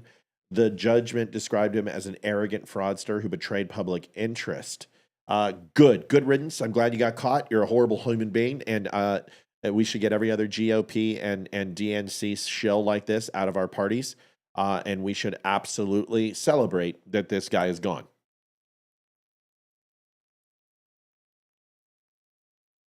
Great. Now, you guys don't absolutely. You guys don't hold anybody. Hey, absolutely. That's okay. There's this lady who cuts hair at Mickey's Barbershop, and she used to be at Daryl's Barbershop here in town. And she is a really nice lady. She's very sweet, but she has 2 words. All right. 3, you betcha. And absolutely. Doesn't matter what you say to her. You could be like, oh my gosh, we had the greatest breakfast over at Ringel's Diner. Absolutely. And as we walk into every time we walk into the barbershop to go wait in line, doesn't matter. Every time, immediately 3 seconds after, absolutely. And I'm just like, ugh. So we joke around. Anytime someone, we don't say absolutely in this house. If you do, you get ridiculed. Republican or not. Federal prison, do they have a good time sentence where the sentence is reduced for good behavior? Of course. And he's not going to go to spend 7 years in jail. He'll probably do 1.5 to 2 years and then get out for good behavior. Is he going to do Martha Stewart jail? No, but I hope his asshole is the size of the Lincoln Tunnel when he gets out. And honestly, George Santos seems like that type of guy who will enjoy it. He's kind of a little bit of a flamer. I'm just saying, he seems like it to me. He doesn't seem like he bats for our side. I'm good. I'm glad he's out. He should be a Democrat. There's not much else to say. I mean, I wish I could spend a lot longer on this, but there's no need. We covered this. We were honest with you when everyone else didn't. Everyone defended him. Go look at Kirk. Go look at the only person I think that didn't was the Daily Wire. But go and look at everyone defended him. I'm not defending those people. I will not. I will not defend Matt Gaetz. I will not defend George Santos. I won't do it. And anyone who thinks that Gaetz was a setup, well, then why did he resign? If you were innocent, because he knows what was going to happen. And the only way to get out of that, because they had the goods on him, was to get the hell out of Congress. That's what they wanted, of course. But it doesn't mean he didn't do those things. What happened? He knocked over something. Oh, headphones. The animals. I'm going to shave them. The animals and then my duct desk tape. right I'm going to now. shave both animals and duct tape them together. Ash has gone under my desk 3 times and tripped every single time. Yeah, I believe that if you're a politician who's sworn an oath to the Constitution and you do something like this, you should be treated as a domestic terrorist. And you can call it whatever you want. You can call it a constitutional terrorist. You go defrauding the American people, whatever you want. But if you're subverting our country, subverting our republic, subverting our government, and doing, it should be the maximum prison sentences. You should treat them like J6ers. And honestly, he should spend 20 years in prison. Honestly, send him to Sing Sing, send him to Leavenworth, 20 years. That's what should happen. Every politician should go to Leavenworth. Screw these cushy resort prisons. Put him in Leavenworth. Give him solitary. The military prison? Yeah, give him solitary confinement 23 hours a day. Seriously, I'm done. I'm done. It'll teach the other politicians that there are consequences. It sure will. May 19th, folks. It all starts. Let's get ready to rumble. I think I'm going to have someone do a voiceover for this so I can add this in. But here's our ad tonight. By the way, we're at May 19th or May 16th? May 16th. I'm sorry, I'm tired.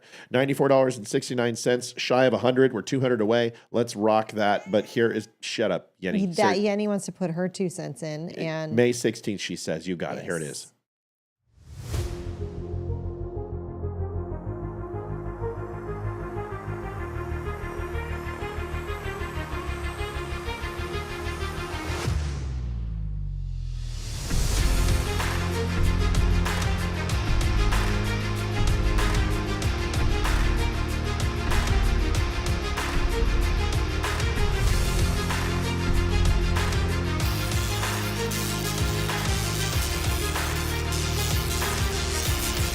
Olivia's dancing over here. Kind of hot. Not going to lie. It's a catchy beat. It's the weekend. Sex. So, I know, top knot, I see it. May 16th, folks. Going to be one hell of a night. It's going to be fun. It's going to be a good thing. And here's the most exciting thing. All the people coming didn't want one dime. They didn't want anything. We're not paying one dime. Now, we're going to probably give a very nice check to Santos charity because we love veterans. And I think Travis Mannion can understand for one night out of the year. But they didn't ask for anything. And that means so much. Die? Is it die or D? Demoral. I think I got it. Demoral, yeah. Demoral. Either way, says bad choices have consequences. Accountability needs to happen. I agree with you. Matt, you can't shave your dog. Might mess up its ability to body regulate heat and cold. Whatever. Duct tape will help. It worked for Liv. So, the roofies. The roofies. So, folks, next video, Dr. Oz. Haven't heard much from Dr. Oz. And that's probably a good thing. My mission. You said Dr. Oz and fraud in the same sentence at the beginning. I said, go figure. I'm waiting for that to come out. No. He actually found fraud. Oh. He lays out kind of the new vision for Medicare and Medicaid. I got to say, I'm not horribly unimpressed with this presentation by him. Take a listen. Here it is. My mission is to protect the most vulnerable because I'll tell you, as a heart surgeon, the most expensive care is bad care. You got to pay the person who's doing a bad job. You got to pay someone else who's capable to fix the problem, and you got to pay for the complications. And there's so many things we can do to improve care in America. And folks watch this program are probably witnessing and pretty good testimonials out there about what has been done in the past that's not worked well. But here's the good news. We can empower beneficiaries, give you tools, and that's coming down the pike at you. We can make sure providers have better opportunities and incentivize them to do the right thing, because oftentimes in CMS, we've unfortunately gotten folks to do things wrong because we pay them for doing things incorrectly. But right now, my main focus, without any question, is to wage a war on fraud, waste, and abuse. Okay. Because that's what's required. All hands on deck. It's a massive issue. You know, hundreds of billions of dollars potentially out there. Not all of it's going to be collected at once. But we've got a war room right now focused very much on things that are going to really bother you. If you thought USAID was a problem, some of the issues that we're discovering, some of the things that CMS has been funding through Medicare and Medicaid and the exchanges will bring a little shiver to you. My mission? He's gotten old. The last time I saw him, he had older, distinguished. Well, how do you pronounce his first name? Doctor. Middle name? J. No, Mehmet. So his first name. You like his first name? No, that's why I said, how do you pronounce his first name? You didn't say first name. You said name. How do you pronounce his name? That is first name. Doctor. It's doctor. Everyone who is a doctor their first name is doctor. So you need to call Leah doctor now. She's not a real doctor. And she knows she's not a real doctor. She pretends she's a doctor. She's not a doctor. Leah, if you're watching, you're not a doctor. You're a physical therapist. That's like a dental hygienist saying they're a dentist. No offense. Yes, I know you had to learn all about the body part. 4 years. That's it. You're not a doctor. Doesn't mean I don't love you. His credentials. Did she go for 6 or 4? It doesn't matter. Doctor, it's 8. So you're not a doctor. But you are an accountant / physical therapist. And that means that not only can you go ahead and do all the great work with people's bones and joints and ligaments, but you can also charge them for it effectively. We love you. It's Mehmet Oz. Mehmet, okay. Or Mehmet. It's a lot of people say Mehmet, but it's Mehmet Oz. Mehmet, okay. Dr. Oz needs to back RFK Jr. He's not a fool. Remember the insurance sales guys? Here's what I'll say. Whatever. It's all lip service. Like Doge is going to, in my opinion, probably one of the dumbest things. We were supposed to have what, $1 trillion, $2 trillion? It's not even close. And I'm glad that they found, $100 million, $50 million, whatever it is. But the claims that they found $1 trillion, that's overblown. I'm glad that they found a lot of money. But here's what it comes down to, is that in 3 months, I think they looked for the real low-hanging fruit, and now the rest are going to be the buried rocks and the stuff that's above ground, the high-hanging type stuff. And I think if people look at it in the essence of dollars, it's going to be a failure. But if you look on getting the ball rolling, on making people feel empowered to go after corruption and waste and fraud, I believe this will have resounding impacts. And for our government to stop spending our money on stupid shit. Right. Because everything they found is pretty much stupid shit to be spending money on. Right. Yeah, I think it's Mehmet Oz. Mehmet. I don't know why I say Mehmet, but I think it's something like that. I think it's Mehmet. But I don't know why I think it's Mehmet. You know what? Let's fix it. Let's just figure Kirsten it out. and Rummel said, meh, phlegm, met. That's what I was saying, Mehmet Oz. Because that's how you would say it. See? Rummel must have really good stream times. Gotta add the phlegm. All right, let's see. Here we go.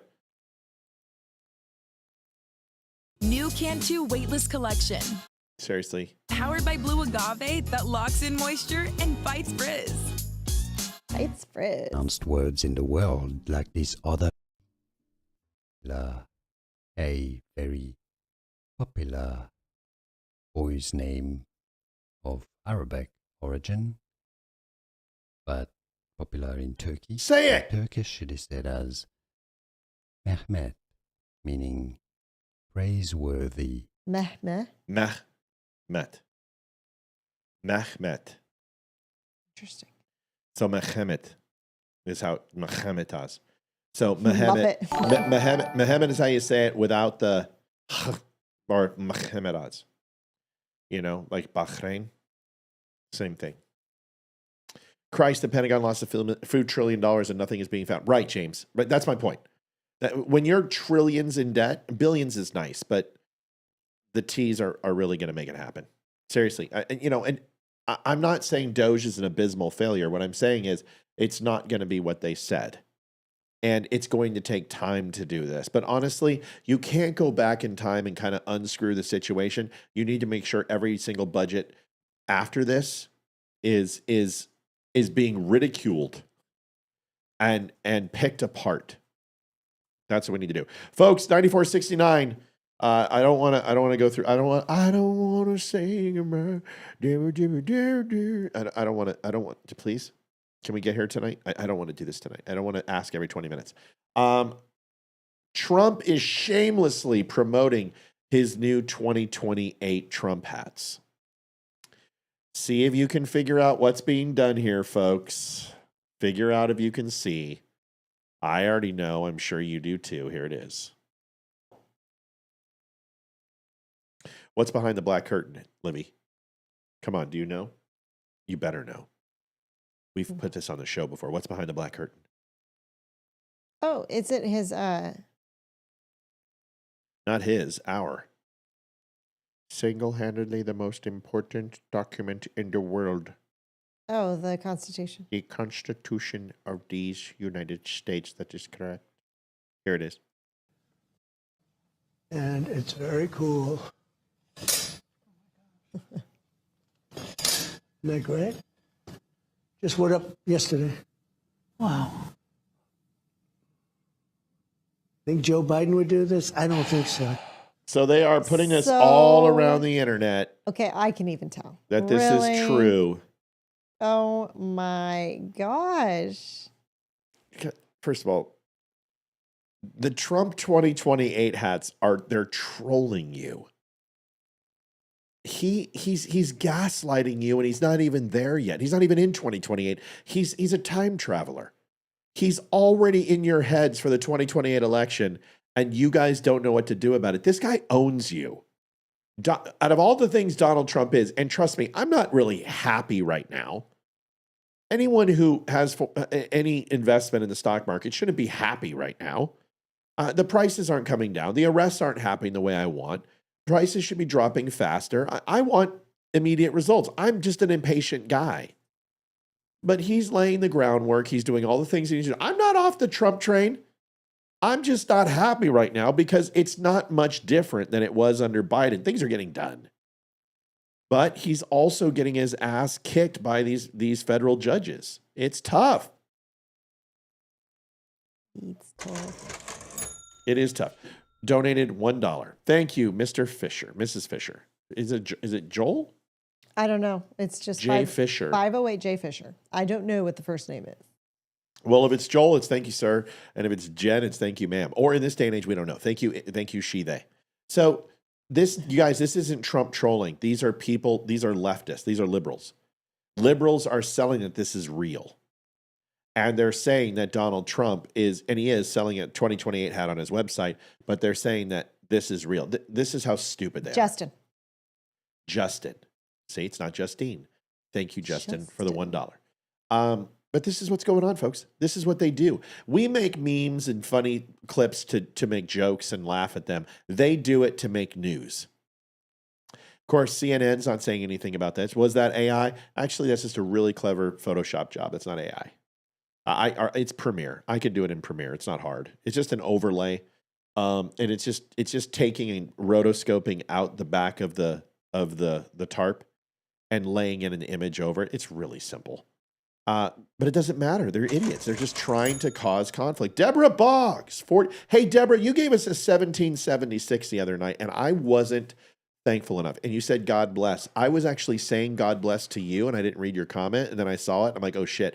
Makes it sound like I'm reading God bless. So God bless to you for your 1776. And yes, I see the 4547. I know what you did there for the two greatest presidents ever to serve as POTUS. Yes, ma'am. Thank you very much, Deborah. Yeah, I understand why Bondi's going after judges. I know why they're picking up the pace. That's the feedback. And Donald Trump is smart with this. Thank you, D. Moral. Appreciate you subscribing over on Facebook. We appreciate you doing that. You're the best.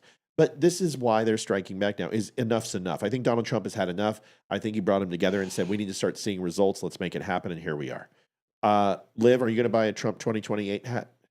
I don't even have a Trump 2016 or Trump 2020 or Trump 2024 hat. So no? Probably not.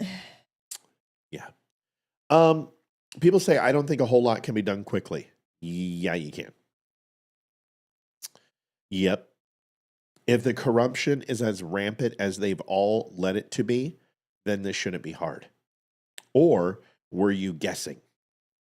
See, that's my problem. Called a guesstimate. Yep. If you sat here and said, oh, corruption in the swamp and, they're stealing and billions and okay, well, then this shouldn't be a problem. This should be like, it should be like going to the little whorehouse in Texas. Underwear should just be flying from the bedrooms. You should just be able to walk down the hall and get slapped with frickin' conspiracy and embezzlement and blue collar and white collar crimes. But guess what? It's not happening. Or if it is happening, it's happening way too slow. Indictments are not hard to convene. Yenny, what the shit, Kat? Everyone loves it. Everyone loves it when she does this. So unless she scratches me, yeah, I'm okay. But she has a lot to say tonight. Yes, she does. She's been talking. Jessica says, "Trust me, I agree." I know you do. And I'm not combating people. I want to see it faster. I want it to happen. But now, man, first of all, I want to get into this. I've got so much to show you guys tonight. I love this woman. First of all, can I just say this? Olivia looks like a Jew. She doesn't look Mexican. Turn to the side. Why? Just please turn to the side. Jew. Turn to the other side. Jew. So she just looks like a Jew. And it's the nose, isn't it? It's a little of the nose. But it's also the high arching eyebrows. And you've got that Natalie Portman, like Gal Gadot, Sandra Bullock thing all wrapped into one and completely hot. You're smoking. You're fucking smoking, okay? It's just the way it is. I get it. Thanks. But you look like a Jew. And that just happens to suit me fine because I think some of the most beautiful women on the earth are Jewish. Just letting you know. Iranian, Persians, predominantly from the Persian side, not from the Syrian side. Fantastic. Beautiful. Some Egyptian women, not all, some. But Jews and Latinas. I'm dark hair, brown eyes, olive skin, humongous booty. That's my MO. And Olivia happens to fill that. And she has. Thanks for saying I've got a fat ass. Very eloquently. I didn't say that. I said you got junk in the trunk. J-Lo has a fat ass. You have a beautifully perfect heart-shaped butt, and you've got a good nose. I like women with bigger noses. I've always have. So it comes down to this: you look like a Jew. So I think Jewish women are pretty. And I love this lady on CNN because she's like Scott Jennings. But she has no problem calling these people out for their bullshit, and she does a great job. So another pretty Jewish lady who is smart, go figure, I'm a sucker for him. Here is this video. Person who half my family was murdered. Oh, to let you know, the Jews on the right, not the left. Just wanted to let you guys know, just in case you were confused. By the actual Hitler. In addition to it being deeply offensive to Jews, to call Trump Hitler is to call over 80 million Americans, 35% of Jewish Americans. Absolutely looks a little Greek, Olivia. Yes. And that's cool because I've got a lot of Greek in me too. I've got more Greek in me than just about anything else, surprisingly enough. Someone said I look Greek. Yeah, she also looks Greek. This lady definitely looks Greek. Sometimes Olivia, Greek. All right, here we go. 56% of Hispanic men and the majority of Americans who make under $100,000 a year, Nazis, because those are the people who gave Donald Trump his victory. And I just have a pro tip for any Democrats who are thinking about winning back the working class, those people who make under $100,000 a year, who a majority of whom voted for Trump. You should have a visceral disgust for someone like Larry David, who's worth $400 million, sitting there and sneering and smearing the hardest working Americans for refusing to co-sign their own disinheritance. That's effectively what they are doing when these millionaires come out here and call Trump Hitler. They are calling working class Americans Nazis because they chose the person they thought would give their children back the future they were promised by this country. And it just has to. Tiffany says, and you love her feet too, Matt. Okay, listen, I don't know what you've been hearing. I think it's the Debbie Hensley thing. I don't know what you've been hearing. but I take a little umbrage. Bless you. Take a little umbrage with you being 100% correct about that. Stop. And you know what? Honestly, I don't care if the Democrats get this or don't, but they should get this because this is a big part of why they have lost. Good for her. Yeah. And, you know, you've got the guys sneering back there. Let me just tell you, Jew hate is like the Harlem Shake and planking and the ALS Ice Bucket Challenge. It is on fire. You know, it's kind of like, oh my God, look at her with her, you know, her Claire Jaja scarf and her Armani gold glittered heels with goldfish in it. Ugh, just all the fashion. It's so très chic. Now it's hating Jews. Who would have thought? It's more popular than Chanel No. 5. Hate a Jew. It's classy. Amazed the perfume hasn't come up. Give me a break. Thank you. Sorry, I'm still sick. I'm so sick of this. I'm going to show you something that I thought was fantastic about Nick Fuentes, but good for her. Any other comments on this, Liv? Because this next segment is not. This is crazy. No. This is crazy. Pam Bondi was on Fox. Nicaragua. Go figure. I mean, honestly, when isn't she on Fox lately? Exactly. But it's actually for something she needs to be on because I don't think. First of all, I think she should stop going on Fox. I think she should continue to do what she's doing and let other people go on for her. But this is, oh my God. Wait till you see these next 3 clips. Here it is. The associations with this violent Venezuelan gang, Tren de Aragua, and this person that they harbored in their home. He was showing signs through clothing, we were told, tattoos. There was evidence through voice messages and text messages of his association to TDA. So what charges will Cano and his wife face, if any? So Judge Cano, soon to be former Judge Cano, got his charges were just unsealed. He's charged with obstruction. He admitted post Miranda. He took one of the TDA members' cell phones himself, took it, beat it with a hammer, destroyed it, and then walked the pieces to a city dumpster to dispose of it to protect him. The wife. Hey, James, we're checking the mailbox. Just let us know when we should check it, buddy. I checked it on the way home from work today. I didn't see anything. Yeah, I need the whole roll. Just let me know. Yeah, James, let us know when we should go check the mailbox, buddy. Thanks. Also is charged with destroying evidence. Sandra, not only that, this TDA member, and he had on a necklace that said kill, something about death. He had tattoos all over him. He also had on his cell phone pictures of 2 decapitated victims, 2 victims, decapitated, gruesome photos. And he was sending them out, and whoever he was sending them to was sending back saying, hey, you need to be careful. You shouldn't be sending these. You shouldn't be texting these photos out. Not only that, these 2, the judge and his wife, gave him assault rifles that belonged to their daughter. That's what they're charged with. In the criminal report affidavit, he goes to a shooting range with these assault rifles, with a suppressor, with other known TDA members, and they're shooting. This is the last person that we want in our country, nor will we ever tolerate a judge or anyone else harboring them. I'm sick and tired of people. Listen, I'm a white boy. There's no doubt I'm a white boy. But don't let the white boy fool you.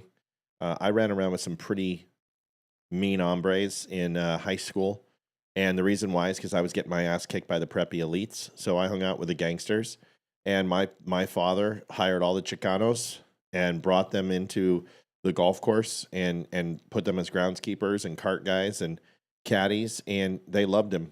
And I was protected on high. They wouldn't. All the gangsters wouldn't touch me, and trust me, with my mouth, some of them wanted to kick my ass, but I was always protected. And Ventura Avenue gangsters, man, they ran circles around me. They put circles around me and protect my ass because I was little Mateo. I was Ricardo's son. And I learned a lot. I learned how to tag. I learned how to graffiti. I saw one of my good friends shot 6 times with a .22 rifle. They held him on the ground and shot him. I ran around with some pretty tough people. Good buddy of mine, Troy Decker, was rolling 60s. He was Crip, Los Angeles Crip.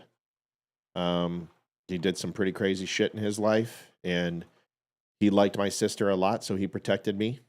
And I got to learn about these guys. And I will tell you this, clothing absolutely is an indicator for gang affiliation. And for everyone's like, oh, he wore, Chicago Bulls. Therefore, you have no idea what you're talking about. You go talk to LA, any LA gang officer and any SAT officer in schools, anybody who's on drugs, anybody who's undercover, clothing is the number one indicator to identify gang affiliation. Because if you wear certain clothing in certain neighborhoods, you will be murdered. If you wore a Chicago Bulls hat in Ventura, California, where I grew up, you would get shot. Straight up murdered. Nobody wore Bulls gear because it resembled the Bloods. And we weren't a Bloods town. It was a Crips town. And if you wore any Raiders gear, and you weren't with you were the Ventura Avenue gangsters, you get your ass jumped and beat down. And you just don't understand. That judge needs to go be cellmates with a few people he put away. Yeah, wouldn't that be nice? And I'll just tell you, I grew up in an area where you had the Pierpont Rats, you had the Ventura Avenue gangsters, the Colonia Chicles, you had the Santa Paula Crazy Boys, you had East Coy Satacoy, our East boys from Satacoy. You had Rolling 60s. You had 21st Street. You had Crazy White Boys. I think I said the Skinheads. And it was absolutely. And then you had the black gangs. You had the militant gangs too that weren't Crips and weren't Bloods. And our school had a drive-by shooting at least once or twice a month. And the Ventura, Ohio football games, there'd be gang fights all the time. I mean, Ventura is a very rich area. But if you're on the west side and you're in the Avenue, it's little LA. And it ain't no joke. Now, it's probably been cleaned up a lot. But back then, you didn't walk on the Ventura Avenue without getting jumped or getting your ass beat down. It's like Serrano's 13, man. You would get called out. Where are you from, SA? What's your tag name, Holmes? And you better have the right answer. Your ass is going to get shot. And they were cold stone. They would pull up in an Impala. All six would get out and they just fucking kill them. And they didn't care. So I didn't grow up in white bread neighborhoods. That was me. Yeah, she did. Like there was one Mexican and they got him. We had one black family and one Hispanic family. Yeah. That was it. So my point is this, you'll hear it in my voice. You'll hear it in my pronunciation. And when I start hanging out, like if somebody comes on who's a banger, you'll hear my voice change. Like when I talk to a hockey player, a Canadian, it happens. And that's just because of the people I've hung out with, the lives that I had. And I will tell you, the people who are like, oh, he's wearing a blah, blah, blah hat. What does that mean? It means he was a gangster. Well, he's claiming asylum because he doesn't want to get killed by a rival gang. Listen to what you just said. Rival gang. Exactly. So don't let the white boy fool you. This white boy was scared. Used to get his ass kicked all the time. And I started hanging out with some hard-hitting guys because I was afraid. And that's it. And I was a pussy. Completely. But they used me because they liked my dad. But I learned how to tag, and I tagged with some very prominent graffiti artists. From the Bomb Squad in Ventura Avenue. You can go look this up. Chaka and Tempt from Los Angeles. Go look up their work. Go look up Chaka and Tempt. Go look up TBS, the Bomb Squad. Go look up the Graffiti Nights. Go look up Tag Team, Ventura. There's a whole story here that I could tell you about. But I started out, and when I got on the wrong side, I was doing graffiti art. And that's where I used my talent for artwork. And we threw bombs on our entire school, and we had gang counselors up our ass. Up our ass. So the point is this. If you think that you can't tell a gang member by what he wears or his tattoos or what his street name is, you know nothing about this culture. You know nothing about this lifestyle. And it doesn't matter what they say. You're just making up stories. You don't know what the fuck you're talking about. There is a subculture here. And the fact that this judge did this, he deserves to be arrested. They also arrested his wife, folks. Good. Echo Park was the same way. Where's Echo Park, Livy? I have no idea. Is that in Montana? There's an Echo Lake in Montana, but I don't know about an Echo Park. Sure, there's a park there too, No, it was just a lake. There was no park. I would go swimming there every summer, but... Here's a video, Livy. Okay. Of the judge and his wife, and there's more.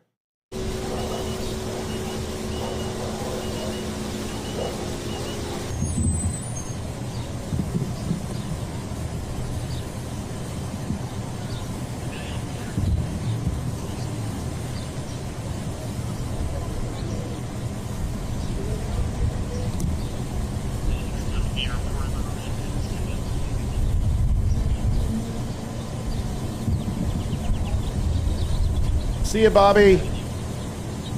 Hi, Bobby. So if they take your wife and you, probably good chance that you guys broke the law. There is another video. I knew half my family. Here's an illegal alien from Mexico. An 8-year-old boy. And this shit, this is wrong. I mean, it's all wrong. Samuel Cobos Carmona entered the U.S. illegally in 2021 under Joe Biden. Violently raped a 13-year-old boy that was playing hide and seek with his 8-year-old brother in Punta Gorda, Florida. Here is Was murdered by the actual Hitler. In addition to it being deeply offensive to Jews. The 13-year-old. Echo Park in Los Angeles. I've never been to Echo Park. That's two places that I haven't heard of in L.A. One was, God, what was it? I can't remember. I'm too tired. I was sick. Echo Park. Echo Park sounds familiar. Like, is that northern? Is that like Newbury Park area in Thousand Oaks? Is that where, or is it more southern Los Angeles? Where's Echo Park related? Let me know. Old boy said he was in the bushes while playing hide and seek with an 8-year-old boy. That's when the victim says Samuel Cobos Carmona attacked him. The child tried to fight back and scream, but Carmona held him down and covered the child's mouth so he wouldn't be heard. The sheriff's office has not said where the attack happened in Charlotte County. Charlotte County. The other night I did hear something. Manhattan Beach. That's right. Thank you. On the side of the woods, but I didn't think anything of it. People often question why myself and my fellow sheriffs in the state of Florida are working with our federal partners to round individuals like this up to get them the hell out of here. This is why. And those sanctuary cities and states that are putting these individuals' safety in front of the safety and security of our citizens and our children. It's near Dodger Stadium. Yeah, that's why it sounds familiar. Echo Park, because we grew up in we grew up going into Dodger Stadium all the time. But remember, I was young, you know. I pretty much stayed in Southern California, Ventura, Santa Barbara, San Diego, when I was older. This shit's got to stop. I mean, can't we agree that they need to get the hell out of our country? I was thinking about this earlier today of how they're complaining about how they're getting all these illegal aliens are getting deported and crying about it. Well, maybe you shouldn't have let your hero let them come into the country. We wouldn't be doing this if you would have actually protected our borders and not let them just cross over unchecked and stay here. This wouldn't be an issue, but this is their fault. Yeah. It's not our fault. It's theirs. We're just cleaning up their stupid mess. Well, in Milwaukee, thank you, JD. Can't wait for the big show. Me neither. After Milwaukee County Circuit Judge Hannah Dogan was charged with 2 felonies by the Trump administration, protests broke out. They're saying no justice, no peace. Justin Dugan will be free. They arrested this judge because this criminal alien, and this guy is not good. Some of the things that he had done were like strangulation and beating. Some of these things were not good. Here is an authentic, and everyone's always talking due process. We need due process. Okay, well, I got your due process right here. It's called a warrant, and I got a copy of the warrant. Thank you, Maddie, for sending this to me. I know, Matt, you're watching, but you never talk. So thank you, brother. By the way, half the time I get stuff, it's from Matt, and he is one of the silent partners who I serve with in the military, and I love him to death, and I wanted to say thank you because he's always helping me out. And I asked for this, and he wound up getting a copy. This is United States District Court. It's for April 18th for Judge Hannah C. Dugan. Did we say thank you? I'm sorry. To Kevin? No. Oh, sorry. I wasn't. Kevin, thank you very much. It's Kevin. Even though he was late. Thank you, Kevin. Thanks for being late. There's a late. There's a 50% tax for being late. Hannah C. Dugan, case number 25-Michael 397 Sierra Charlie Delta. Criminal complaint. I see the complaint in the case state the following is true in the best of blah, blah, blah, blah, blah. Knowledge on behalf of April 18th, Eastern Wisconsin. Obstruction or impeding a proceeding before Apartment Agency of the United States. Concealing an individual to prevent his discovery and arrest. The criminal complaint is based on these facts. Signed, Special Agent Schlomer from FBI. Signed by United States Magistrate Judge. It is a signed warrant from a judge. And that is it. 13 pages. I've got all 13 pages if you want to see it. There's your due process. Because, folks, this is an administrative warrant. Because, I don't know if you know this, but deportation is, or it's not an administrative warrant. Deportation is an administrative process. This is a criminal process. That's it. She was arrested on charges that were signed by a judge, signed by a magistrate, which makes it a legal warrant. And what happened is that this guy strangled, sexually assaulted, physical abuse, a lot of stuff laid out. This is not a good dude. And ICE notified that they were coming to get him. She helped him leave the court and evade ICE and coached him how to evade ICE. And he ran, and then they caught him. She aided and abetted a criminal. She's now in jail. Good. So you're arresting judges. Nobody's above the law. You guys tried to arrest the president of the United States.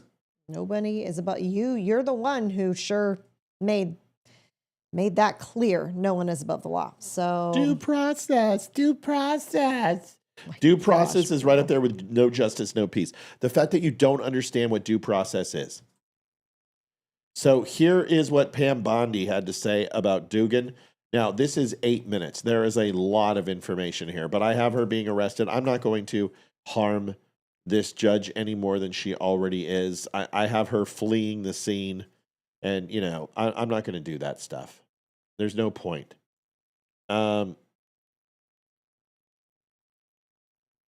Here is...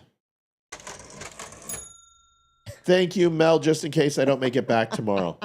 Just put it in your will, and all will be good. Matthew, Owens, Spear, and Olivia Nicole Spear. I need to take a quick break real quick before you start. Sorry. Would you mind grabbing me a little water?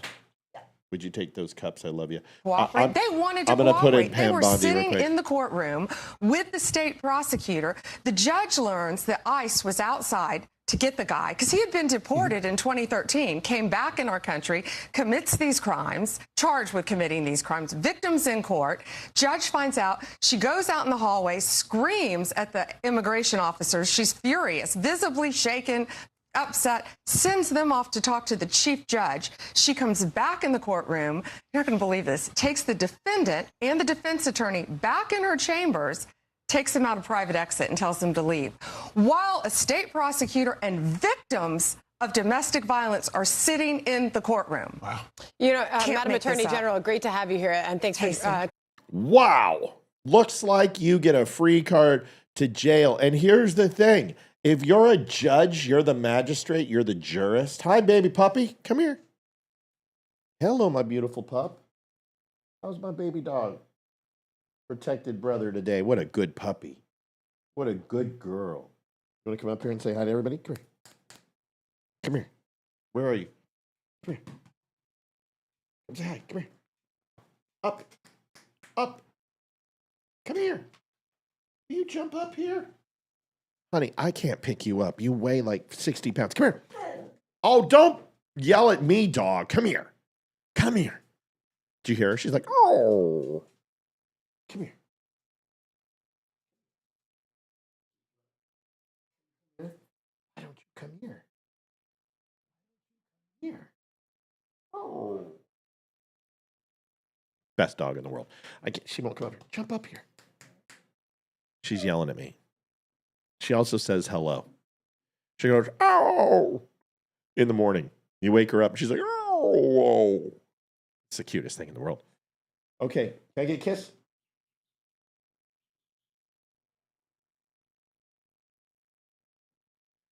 She won't come up here. Can you help her come up? No? No, she accidentally threw it away. Oh. Yeah, she needs to be fed. You just have brother do it. All right, she won't come up and love. She wants playtime. Hold on. There it is. She's telling you she's hungry. She just said it. So she's hilarious. She talks. So in the morning when you wake her up, you're like, hello, good morning. And she's like, oh.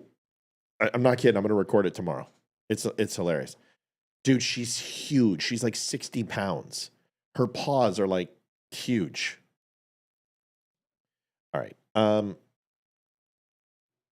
So it comes down to this. You break the law, you face the consequences. I don't care if you're a judge. Judges are just as susceptible to corruption as anyone else. And this lady, come on. I mean, seriously, her face is only a mother could love. Look at this person. You can just tell she's a Karen. She goes into PetSmart and yells at the employees. What do you mean you don't have non-GMO bird seed for my little parakeet? What do you mean? What is Hillary and Kamala going to eat? What are they going to peck at? This is a travesty. Non-GMO bird food should be available in every store in America. What a hooker. There you go. The Dumb Show is built on real conversations, raw, unfiltered, and fearless. Big Tech didn't like that. Facebook pulled our funding, tried to shut us down. But for over a year, you, our incredible viewers, have kept us going. Your support, your donations, your time, it all matters. Most of you spend 10 plus hours a week with us. Compare that to Netflix, maybe 5 hours a month. We believe we're worth that time. And we hope you do too. But listen, we don't want giving to feel like a burden. We want it to feel good. So take a second to ensure you're in a good spot. If you're in a place to give, that will be amazing. If not, just liking and sharing helps more than you know. Visit thedumbshow.com/donate. Whether it's PayPal, Venmo, or mail, every bit helps to keep us going. Dumb Nation, we appreciate you more than words can say.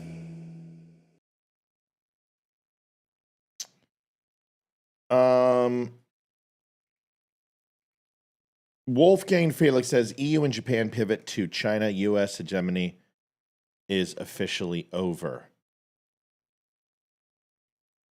Until the United States doesn't control the U.S.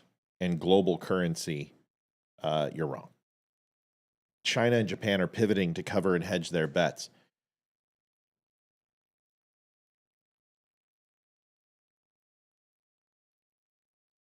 If you think Japan is a fan of China, why don't you look at the only major conflicts China's been involved in and how Japan has kicked the living shit out of China each time?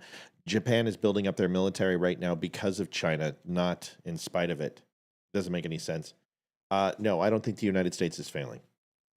I think the United States is going through a very costly reset on the global market, and I think China is ultimately going to pay the price.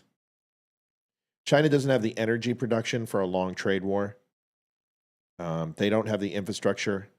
Their dollar is based off of market manipulation. They don't have long-term, and they have no buying power for their product. Nobody buys and consumes at the level that the United States does. We buy 40% of their products. So no, I don't think it's over. I think you're excited and you want something to be true and are jumping at the bit. And honestly, if the United States economy can be this house of cards, and you think 90 days can topple the United States, then we wouldn't have ever recovered from COVID. We would never have recovered from the housing market crash, the dot-com bubbles. The United States, the NASDAQ, the Dow, it's all stabilizing. Yes, we saw obviously a huge impact in losses from a very unstable market. But if you think China can hold out longer than us, I would challenge you on that based upon their absolute dependence on foreign energy. So Japan and the EU pivoting. And if you guys think that the EU and Japan are Chinese fans, then there would be no reason for the EU not to buy energy from Russia. And they stopped doing that upon Donald Trump's behest. So I just think it's a little early to say that the United States is crippled or the United States is no longer a world power. The global dollar is still and goes through the United States. And one of the reasons you should think this is because China's investment in the United States is trillions. And they have bought up a shit ton of our debt, same with Saudi Arabia and countries in Europe. So to assume that they don't want to hedge their bets and have United States success, what they want is to continue to have an imbalanced trade with the United States. And they want to go ahead and use the United States as a source of revenue. And the United States is saying, well, we can do that, but it will be based upon fair trade and not unreasonable tariffs. That's it. Whether this works or not, we're going to find out in the long term. But at least somebody's doing something, because we've had 40 years of complete feckless leaders who have not done anything except Bill Clinton, who put in NAFTA, which was one of the biggest fucking mistakes ever made. Who's on the phone? It's your Canadian friend who may not be here tomorrow. Oh, but don't say that. They'll just cut the arm off if there's any problem. They won't just, they won't let you go, Mel. You're going to be fine. We love you. No, I know. Anyways, I just got a call. They're moving me to the right. So I'm like, okay, so it's not going to be first thing in the morning. Anyways, Yeah. It is what it is. My question is, and I don't know if you did do this earlier or whatever before I got to come back on or get on, whatever, but what's your take on Slotkin and Hogg and Durbin and all these old which is fine. Durbin, all those guys, they can all retire. Yeah. Like, or really give two shits. But all of a sudden, like Slotkin, she's like now coming out with her F words and her F word campaign. Yeah. And blah, blah, blah. Yeah. I'm like, I think you just protest too much. Like, and she's buying into the David Hogg thing. And I'm like, I don't know. How's that going to play out? I really don't see this for a win for the Dems. I don't, but that's my take on it. Yeah. I don't know if you covered that or not. Or I haven't, but I'll tell you, it's not going to be a difficult thing to talk about. I think the Democrat Party is in a state of flux. And I don't think that's that crazy to say that. I don't think they know what they need to be. I don't think they understand what they are. Stinks Too High Heaven donated through Super Chat, says, I'll check back with you guys again. Like the content, future success to you. Thanks. Thanks so much. That's very nice of you. Thank you. We appreciate you on YouTube. It means a lot. I just don't, Mel, I think they're trying to, let's put it this way. I believe that the way this is working is that they are sticking multiple poles in the water, all with different types of baits and flies, in order to identify what is going to catch the most fish, so to speak. And I know that's simplistic in design, but that's really what's happening. They don't know what they want. Go ahead. Yeah, you're not wrong in that. And then what I read earlier this morning was all of a sudden there's this, AOC, her big whatever now is for the 2028 presidency. I'm like, there's not a hope and prayer in hell that the bartender is going to become the president of the United States. No. I don't, what delusion she lives in, and her redhead gay boyfriend or whatever it is, fiance, who she's never trotted out other than that little run-in when they were running down the the streets of New York and being chased by the paparazzi, but that was hilarious. But yeah, he's never in the scene. And for her to be the commander-in-chief, I'm thinking the United States is a lot smarter than electing a bartender that has no idea about jack shit. So, no, I don't. But then again, in this day and age, anything is possible. She doesn't want President Mel. She's doing it. She wants the speakership. She doesn't. She wants Nancy Pelosi's job. That's what she's doing. And, and that's what I'm saying. So when people are saying she's running for president, she's not running for president. There's no way in hell she will be president. It's a matter of she is running for the speakership, and that is something we know she's wanted since the first sit-in she did it in Nancy Pelosi's office. So she's also, and how she does that is she's holding the party hostage. And by holding the party hostage, she can say, well, I've got 30 million phone numbers from what I've collected, and I want this. I want the speakership, and I want to be responsible for fundraising for the DNC. So when I am ready for president, I've got a shoe-in. So that's what she's doing, and everyone knows it, and that's all. Does she want a job, or does she want Chucky's job? Oh, she doesn't want to be a senator. State legislature has all the power because they control the purse strings. So she wants the House, right? She wants the House. Senate is just like glorified presidency for the state, or it's basically an ineffectual governor from the federal level, right? So senators powerful in its own right, but honestly, they can't do shit without the House. The House has all the power because they control the purse string and oversight, and they really. Yep. The only time the Senate does it is when it either agrees with the majority or disagrees with the majority that they make a decision and have any power. That's really all they do. No, very true. But yeah, I just find it really comical that this David Hogg, because he's such a fool. Yeah. He's only running on his laurels of being a supposed survivor of the shooting, which apparently he wasn't even close to, but anyways, it is what it is. And demeaning, like, whatever. But when I see people like the Durbins and whatever, kowtowing to this going, oh, yes, well, we all must, whatever, because we're all old and whatever. I'm like, okay, now you guys are all mental. Like, really, I understand the principle, but I'm like, you can't take all of the knowledge out of the base at one time and then expect to succeed, because that ain't going to happen, because it'll turn into, and I'm hoping maybe it will be, and it will turn into the biggest clown show ever. Well, and then maybe the black voters and whatever, who've been Dems forever, and the white guy, whatever, will go, these guys are nothing but clowns, and they've been stealing us. So there might be some more method or whatever to the madness that might come out to the good side, going, these guys are getting to get fully exposed. Like, I mean, I'm with you, Mel. I'm with you, Mel, but I'm just letting you know right now, she's going to be the next Speaker of the House. Whenever the Democrats gain power, she will become the next Speaker of the House. Well, of course, because Hakeem Jeffries has been there's nobody else. Who just tell me, who else in the House on the Democrat side would be Speaker? Oh, like, to me, nobody. Like, no. she's allowed to like whatever, and and like I said, Team Jeffries is a joke. Like he's just yes, a pathetic.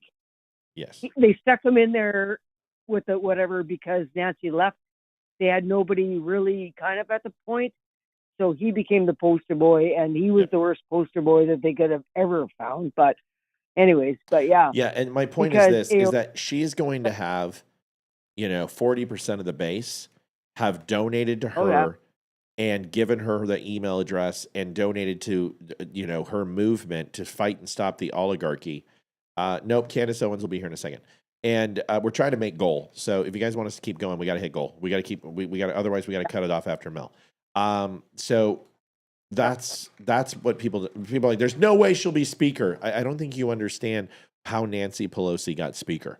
What she did is she went out and fundraised in California, and she had about 20% of the big fat cat billionaires go ahead and go under her wing and essentially say that if they didn't get Nancy in speakership, that they weren't going to donate to the Democratic Party. They weren't going to go ahead and give to the GOP, but they weren't going to fund, and they were going to go ahead and fund out of seat candidates that were challenging Democrats. By doing this, the Democratic Party handed over the reins to Nancy Pelosi, and that's how she had raised billions of dollars. And when I say billions, it's billions of dollars for the Democratic Party. AOC is setting up the same type of network right now. And the reason why she's using Bernie is she knows that there's about 32% of that party which will vote Democrat if there is not a person like Bernie on the stage or a viable third-party candidate. And Democrats have ensured by taking hijack since 2016 of the DNC that it will always be whoever they want. They know that they need those votes from AOC, and they will hand over the reins to her. Watch. Oh, yeah, 1,000%.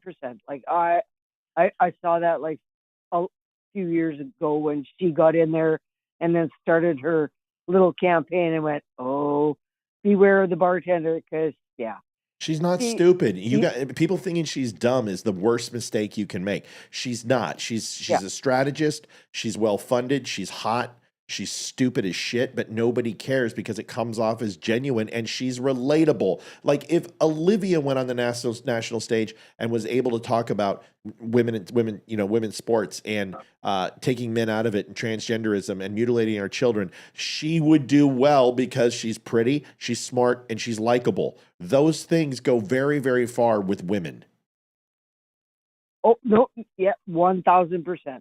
I'm there. No. And Melanie says, but at least Nancy has brains. No. AOC does have brains. Okay. She has gaslit every Republican from here from Florida to New Mexico. Well, Arizona. The point is she's very, very good at selling her particular model of bullshit, which is staying on hot topics that are favorites for Democrats: civil rights, women in the workplace, tax the rich. These are the 80% topics that she touches, just like Trump. And honestly, she is literally like Trump. She's very good at saying something that isn't true sometimes, but is sold because the way she says it. Trump does that. No Republican on the planet wanted tariffs. Tariffs is completely more taxes. It's everything is antithetical to the conservative party. And we have people out there who are cheering for tariffs. Enough said. Donald Trump says it, we do it. AOC says it, her people do it. Don't underestimate her. I'm warning you. No, don't underestimate that because that is the snake that's coming in the grass. Yep. And I guarantee you, it's going to bite everybody on the ass, including the Dems, but they don't know it yet. But Who told us? Who warned us about AOC? I did. Yep. So just look look how well women did this last election. Kamala Harris was this close.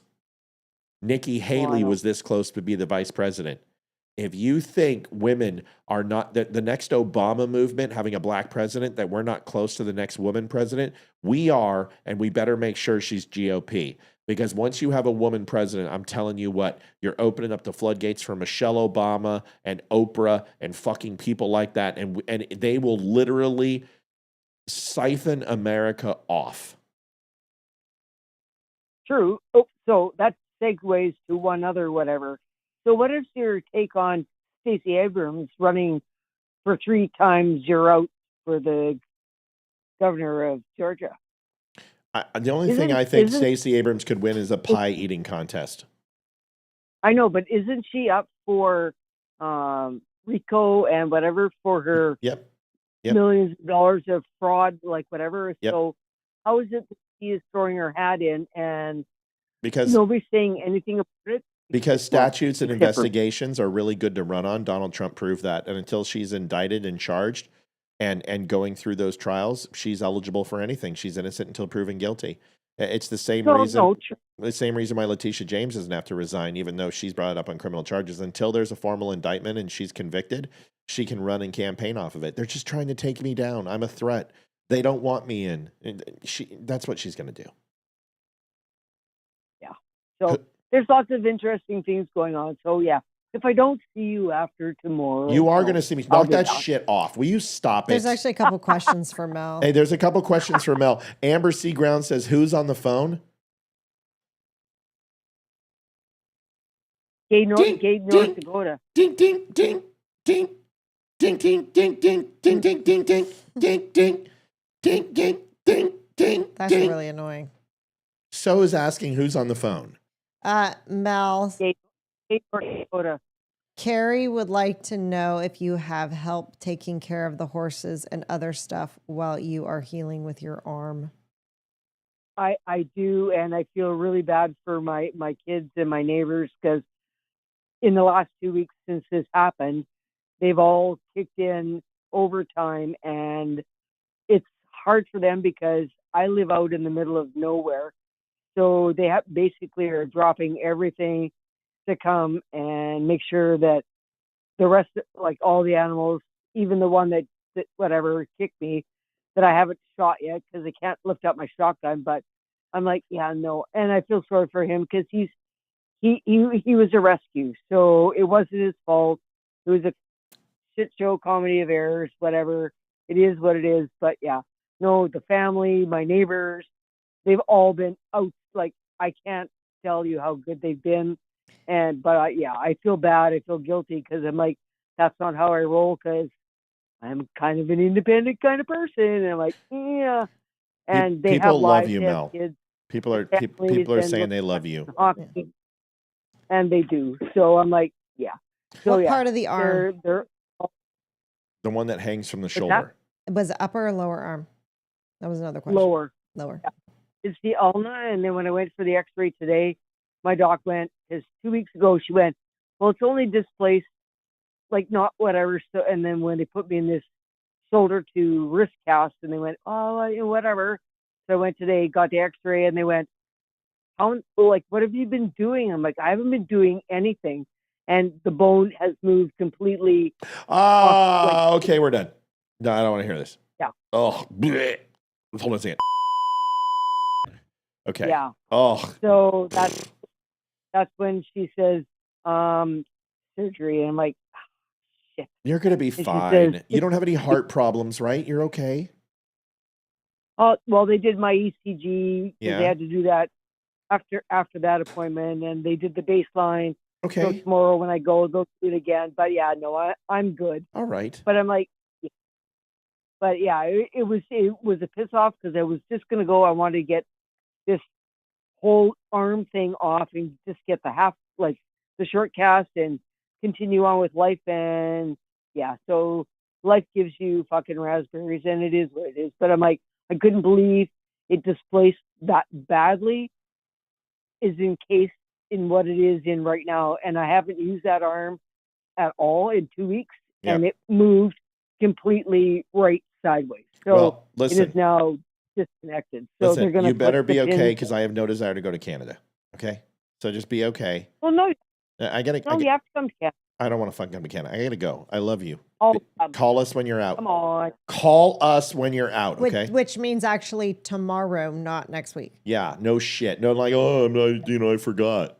Call us and let us know you're okay. I'll send a text because whatever. They just moved me to the right. I don't go in at first thing in the morning now. It's okay. They just don't half an hour ago going, oh, well, there's people. I'm like, yeah, whatever. So it's going to get done tomorrow. Okay. Don't know what time now, but it is what it is. So, yeah. I love you. You're the best. I'm getting you off the phone. I got to go. You're the best. Night, Mel. Love you, Mel. Love you. Andrew says she's leaving. Amber, I was just messing. Okay. Amber, you've known me for years. I'm not upset at you. Thank you, Mel. We love you, buddy.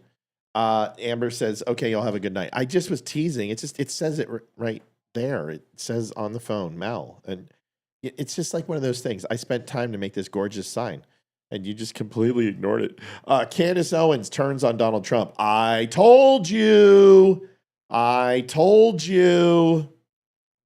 The Jew grift is strong. Folks, it's 2:29. It's Friday night. I've been sick all week. We're $70 away. Come on, make the magic happen.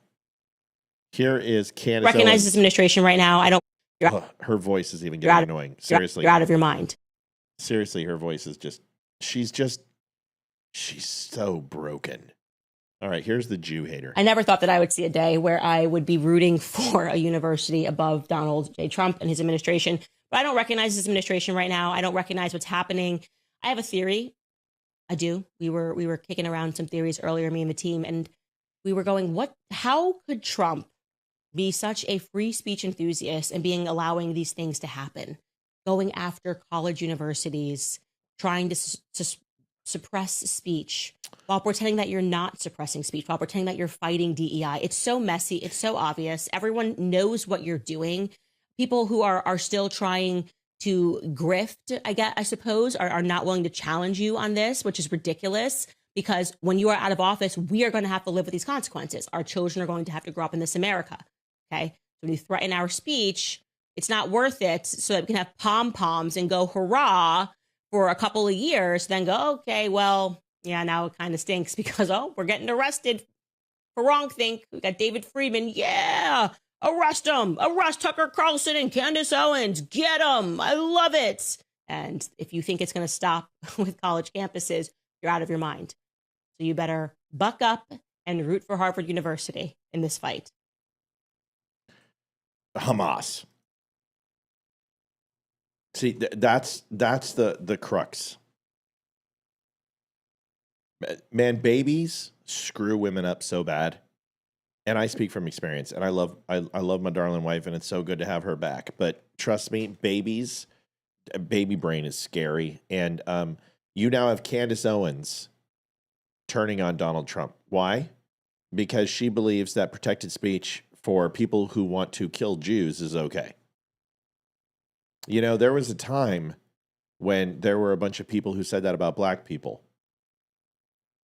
And I wonder if she would be claiming the same thing during the civil rights movement. Of course, she'll say, it wasn't necessary. Oh, okay. You know what? Let's go get some canines and some rubber bullets and some hoses from fire trucks. And let's give you a little taste of what African Americans went through during civil rights and see how you feel then. The bitch is crazy. And I'll say, call me. I'm a grifter. Lady, I'm not feasting off. Listen, when there's blood in the streets, make money. People made a shit ton of money off the Jews' deaths in Germany.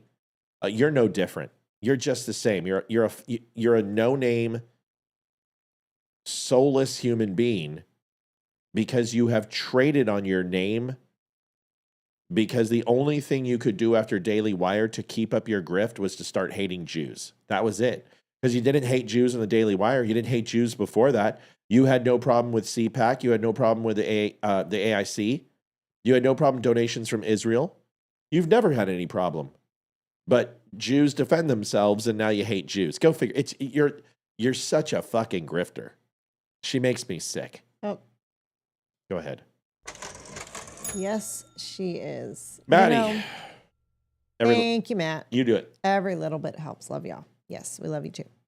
What's up? I used to be intimidated by her. And I used to think Was it your white guilt? She has another sweatshirt. Get out of my office. Love you. She got another hoodie from the boy. Jeez Louise. The kid's not going to have any clothes left. I told Mike about him, and Mike's like, we'll take care of it. Yep. Go ahead. I used to be intimidated by her because she seemed so smart, intelligent, just all around kind of cool. I was like, God, I would love to meet her. And, you know, I can't debate worth shit. So I was like, yeah, I don't think I'd ever want to have a conversation with her. Now, yeah, I'll take her on because she's freaking ignorant and insane. And she's just spewing a bunch of nonsense and bullshit. And I can beat that. I'm not intimidated by her in the least. I used to think she was extremely beautiful. She was, honestly, in my opinion, I thought she was one of the most beautiful black women in the country. Pretty ugly right now. Oh, yeah. I don't look at her like that anymore. She's I never looked at her that way, but I don't think she's pretty anymore. Her attitude and her personality and what she's doing right now is making her extremely ugly. And her heart, which is black and cold, is starting to drift out into her outer body, and it's starting to make her look real ugly. I wish people would almost appeal to her emotions and say, do you understand is that if your beautiful child and you were in Gaza, you would be raped, beheaded, and killed. And she would actually probably say that's all propaganda. That she has no idea what these people think of her. And that's the sad thing. I don't know, man. I am this is the listen. It's if you guys think that the right is in a good spot, the woke right is just as bad as the woke left, and I'm sick of both of them. They both should shut the fuck up. Yes, they should. Absolutely. Speaking of absolute 2110 Angela Hills, have a great weekend. We're trying. We're almost there, folks. $29 left. Here is a video. Listen, I don't defend Alex Jones very often, but I am going to say Alex Jones, I am so proud of him. First of all, he's lost a ton of weight. He's working on his body. He's working out. He's taking care of him. Good. And he went after Nick Fuentes. And Alex is getting some flack. People, of course, you defend Jews now. You're a Zionist. You know, and I could give two shits about being a Zionist. I can give two shits about Israel. I don't care about Israel. I care about people. And I know a lot of Jews. I know a lot of Muslims. And honestly, I think their entire hatred for each other is very similar to the left and right. The Bloods and Crips, rich people and poor people, the haves and have-nots. And I think there is a time that we have to evolve to realize that these petty arguments and hatred for each other will be the destruction of this world. We better figure it out.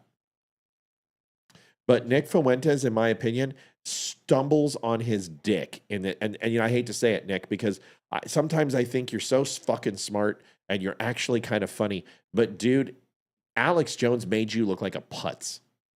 You on a big stage, you're intimidated by Alex Jones, and that shocks the shit out of me, Nick. I've seen Nick take down some people, and I'm just like, holy crap. Like, he had no problem going after Charlamagne. I just got a downvote. Fuck you, Groiper. I know you're watching. You guys always watch. You're a fucking Groiper. You little bitches. Come on, call in. I haven't heard from one of you douche plows in a while.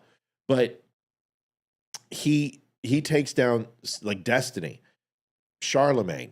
He's got no problem going after people, going into Tim Pool's den and walking out with Ye. I have no problem with Nick when he is outside of his little cocoon. When he's on his own show, he's a dick. He's a racist little fuckwad. But when he gets out in the real world, you know, he's actually kind of fun to watch sometimes. Alex Jones took him apart on J.D. Vance, and I'll tell you what, it shows the little pipsqueak has never served in the military. He's never dedicated anything but himself. And to the person who gave me the downvote, thank you for fixing it if you weren't a Groiper, because I think you just had fat fingers. Watch this. This is actually quite interesting, Livy. And listen to what he says about J.D. Vance. And watch how insecure he is. You've actually watched quite a bit of Nick's stuff with me. Here it is. So you don't like Vance? I think Vance is awesome. Oh, I think he's terrible. I don't. First of all, I think he's fake. Everything about him is fake. His name's fake. His venture capital career is fake. His story's fake. He's a fake Marine. He's a fake populist. A fake Marine? He did press releases. He wrote press releases in news releases. Well, I mean, he was over in Iraq. He never said he was a war hero. Oh, he wasn't in combat, but he makes... But he's not like Senator Blumenthal that was never out of the country and said he was in combat in Vietnam. He ran the Toys for Tots program at the Senate. I mean, hold on. I know Vance. I followed him. He's always said, "Well, I was just over there in the press. I'm not like the real heroes." But he was in Iraq. But he's over there the other week doing a photo shoot where he's shooting guns, hoorah, acting like he's some kind of combatant. And he was a journalist in the Marines, which is what they do. This is what these people do. Well, hold on a minute. So if you go out and shoot guns, you're being a poser now? I mean, I think he's a serious poser, yeah. I think he's trying to make it seem like he's some kind of, absolutely. So he's like Tampon Tim, think you put shotguns in the back of the shotgun? I think so, yeah. I don't think that's fair. Well, he's never said he was a combat Marine. He might not have said that, but I think that's sort of do people know that he was writing press releases, or do they think that he's some kind of a Marine, that he was doing missions, or I think he's creating the perception that he's out there fighting bad guys or something. He was writing press releases. No, I mean, I think DHS had Gnome as Commando Barbie, but I think she's doing a good job. But she does the same thing. They wear the uniform, they shoot the guns. Thanks, MJ, for subscribing. We appreciate that. Hoorah, it's a Marine as vice president. Not to mention his name is fake. He's a venture capitalist, but he was a no-show. I mean, his name's fake. He took his family name. Hamill, Bowman, Vance. He changed his name 3 times. He changed his name to coincide with the release of his book. And the book, by the way, he wrote the book under the tutelage of David Frum, neocon, speechwriter for George Bush. And Frum, I think he did a great job in the debates. I think he's great. He did good in the debate. He's good at talking. I'll give him that, but I don't trust him. So are you, you little fuck. Your last name is Fuentes. Enough said. You also believe that men shouldn't have sex with women. You're a homosexual insult. This is what closet homosexuality looks like. And the day that this guy comes out, it is going to be the biggest laughingstock for the Groyper army. And you know what? That's great. Dude, be Nick, be gay. Because I think you'll be happier. I defended when that guy tried to kill him. I think that's bullshit. I've defended Nick Fuentes that a lot of the times he's just gaslighting people, and he's actually very comical, and he doesn't believe what he says. I love the part when he's like, Hitler? Okay, guys, listen, that's even too extreme for me. You guys are sitting here apologizing for Hitler, and that's a bit much. He says shit to get people's goats. He's dead wrong with Jones here. Jones cleans his clock. He does not sound sure of himself. And listen, you finally got platformed on a big platform. Good. I'm glad. You should be platformed. I'd have you on my show. I'm not a big platform at all. But I would have you on my show. And I don't even care if YouTube cancels me. They probably would. I'm proud of Alex Jones for having you on. I'm proud you went on there. I think it takes some moxie. But it's not the Hodge twins, dude. You're not going on Charlemagne. You're going on Alex Jones, who kind of created this business with Rush Limbaugh. And he cleans your clock. I listened to the interview. I wasn't impressed. I thought it was one of the worst you've done. I think you felt meek, and I think you're having a confliction. I think you're finding it hard to say the things that you're saying because you're trying to increase your grift. Because when hating Jews wasn't cool, you were the guy. You've always hated Jews more than anybody. Stu Peters is a fucking joke. Jake Shields is a fucking joke. Candace and Tucker are fucking jokes. You've always hated Jews. And now that you're just a small fish in a very, very big pond with other small fish, it just comes down to you're not very good at hating Jews compared to them. And you're going to a place where I don't think you believe. I don't believe that you're not America first. I don't believe that you hate Jews as much as you say. I don't believe you hate black people as much as you say. I believe you're trying to increase your overall presence by shock value, and I think it's beneath you. There's my opinion. Any comments for you, Livy? Sorry. Amy Stamcombe said I would eat him up. I'd have him in tears. Yeah, I just think this guy has no idea what Marines do. Marines are infantry first, combat infantry. This guy was a combat reporter. If you think a photojournalist doesn't do crazy shit, everybody has a role in the military. And in the Marine Corps, it's always infantry. And second is your support role. Or combat role. Not every single person sees combat. And he never said he did. And you know what? I saw him use the systems that he was on. I saw him dead ring that 308 and zero it in 2 shots. That's not easy. Okay? And I don't care if it's a range rifle or not. I don't care if it was zeroed in by somebody else. You don't know that, and you assume at that point that it's not. And I think he was using a 249 or something else. I don't know what he was using. But the point is that he handled that extremely well. His trigger discipline was fantastic. His trigger control, he was doing burst. He did awesome. Who gives a shit? If Nick Fuentes went out and tried to handle a 249 or handled a 308, he would get knocked on his little ass. So there's my opinion. I would love to have the Groypers come in and say something. They won't, but it is. They don't anymore. Well, they know better. Stay away. They know better. They're like, oh, this person doesn't get emotionally charged over the Jews comment. We can't call him a Jew and have him melt. We need to play our video again. There's a few people that were late. Folks, tell them, Liv, introduce it before we do the final couple segments, and we got to raise $30 because we got to go. I'm not gonna end it on a no hitting target on Friday. I can't do it. Oh my God, Kevin. For those of you who were late coming into the show, we had amazing news, and we made a promotion video for our May 16th show. And so here it is. And if you haven't had a chance to donate, folks, please, let's get it done. I've been sick. Olivia and I want to go. We want to have sex, and that's something we need to do. Sorry, Nick. I hope you weren't listening and I offended your ears. JD Vance is fake and phony. Okay, Wedo. Here we go.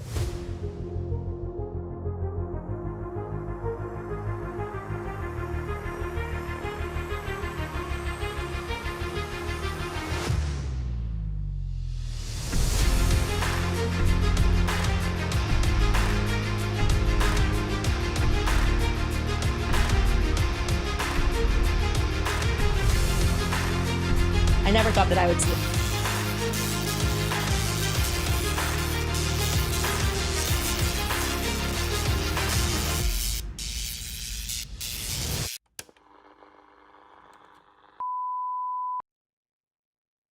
Not a bad thing.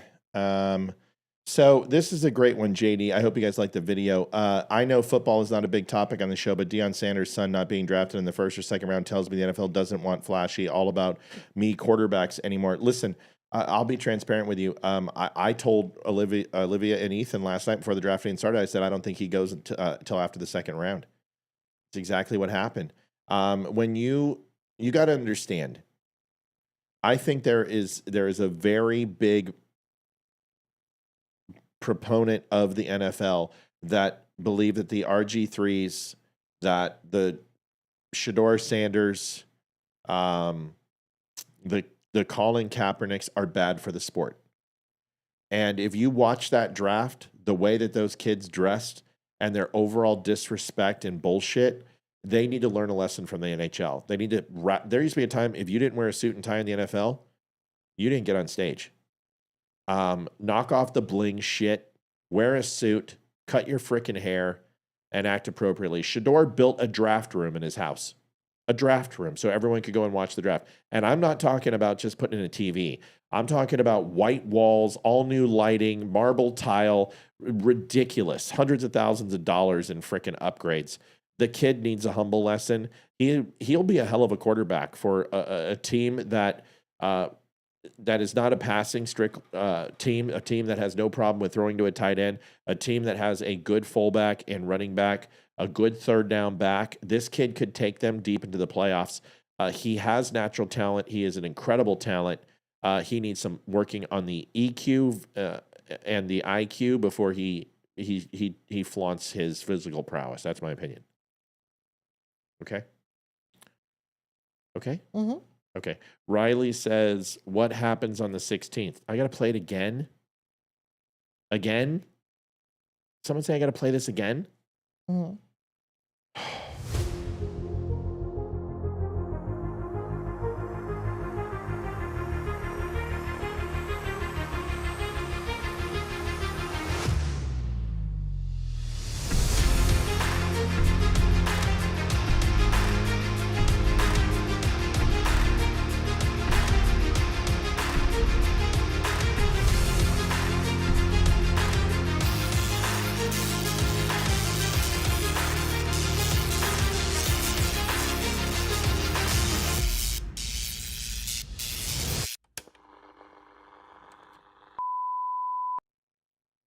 All right.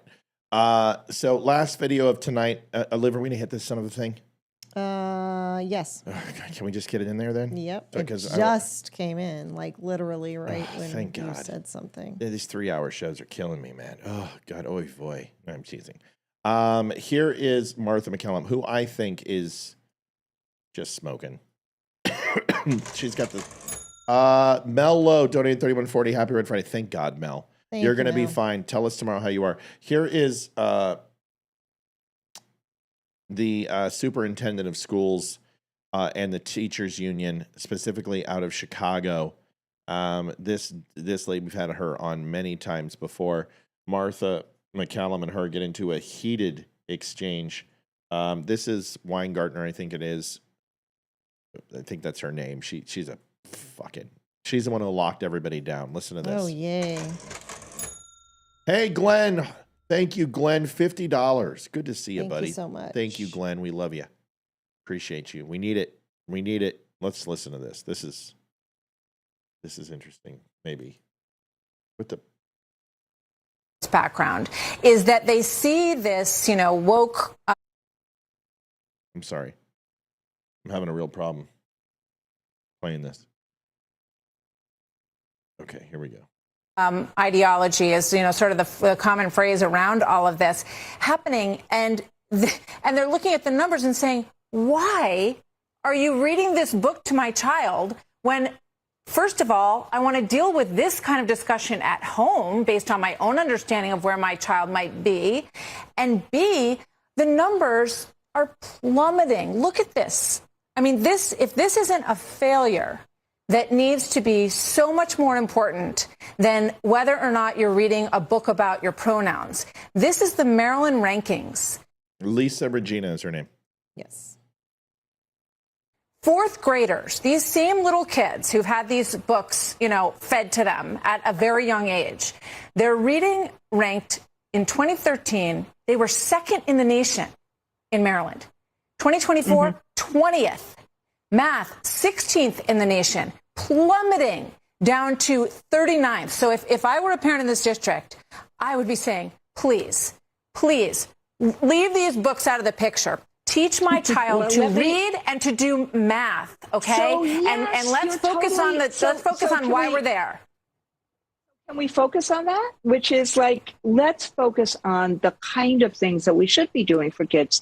Because if you so this is not a district that I represent. It's represented ably by the NEA, and they've done a terrific job. Fuck the but NEA. Let's talk about the NAEP scores for a minute, not the Maryland Lake scores. Why don't you put up the you have, I Massachusetts think, about NAEP 18,000 scores. teachers in the Maryland district at large. So. No, but these are, so let's talk about the NAEP scores, for example, in Florida, which is a lot of people look at Florida and say, that is the king, that is the mother of all mothers of school choice.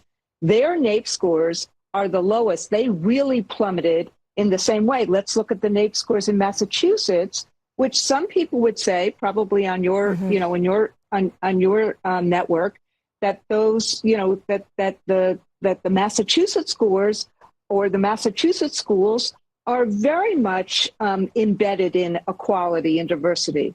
So let's look at what happens in Massachusetts that really works and what happens in Florida that doesn't work. What happens in Massachusetts that works is that there is far more funding and there is a real culture of a safe and welcoming school. And what we need to do is we need to actually do more of that. So you're saying that because if we can find other areas around the country where the proficiency levels are also abysmal and should be embarrassing any education organization, that we can start to make assessments and say that, it's because of choice or it's because of money. We know that money does not equate a better outcome because in Newark, New Jersey, you have a per student, per capita expenditure that is one of the highest in the country. If money was the solution, you stupid biznatch, then you would go ahead and endorse private schools.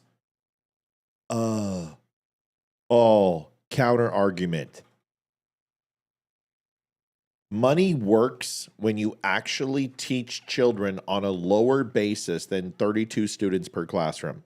You have a better chance when you actually show discipline and regimentated behavior with discipline that private schools have. That is what public schools are missing. And if you talk to Massachusetts and their school districts, yes, they are extremely woke, but they also are very high on discipline.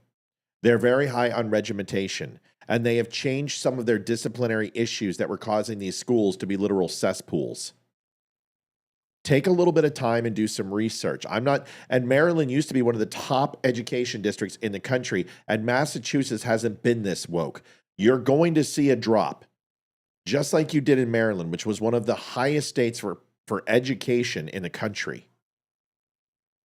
And you have actually very, very difficult Martha, sweetheart, listen to me. Please don't call me It sweetheart. actually does. I'm sorry. My bad. It actually does matter. She's annoyed. Fuck you, pumpkin tits. Oh, she is And so in annoyed. fact, some of the conservative folks who used to say that money doesn't matter actually have changed their mind. So I like dark Martha. Like Yeah, Martha, she's pissed right Martha's hot when she's mad. Oh, It's she like is so mad. you are a sweetheart when you're angry. Yes, you are. I'll call you sweetheart. Pinch you do cheekies. I like Martha when she's pissed. the issue. Well, they wanted to go to actually, different programs and choice programs and be able to give it to parents who want to homeschool their kids and provide. No. I'm talking about people who are actually been looking at these numbers and what I'm saying to you is this: things like Title I, which Mississippi used to hugely increase its literacy rates. That money really does matter, and conservatives, liberals. Mona, I'm with you. I can't believe Candace. I've been exposing Candace now for about a year. And I told everybody, and people are like, oh no, leave her alone. Why are you dividing conservatives? I'm not dividing conservatives. She's saying it. Lois, time for the weekend. Hoorah. Lois, you going to tie one on? You going to go get Froggy? Have a few pops? That a girl. It's not me, folks. I love when people don't go after conservatives. Then conservatives need to stop being stupid.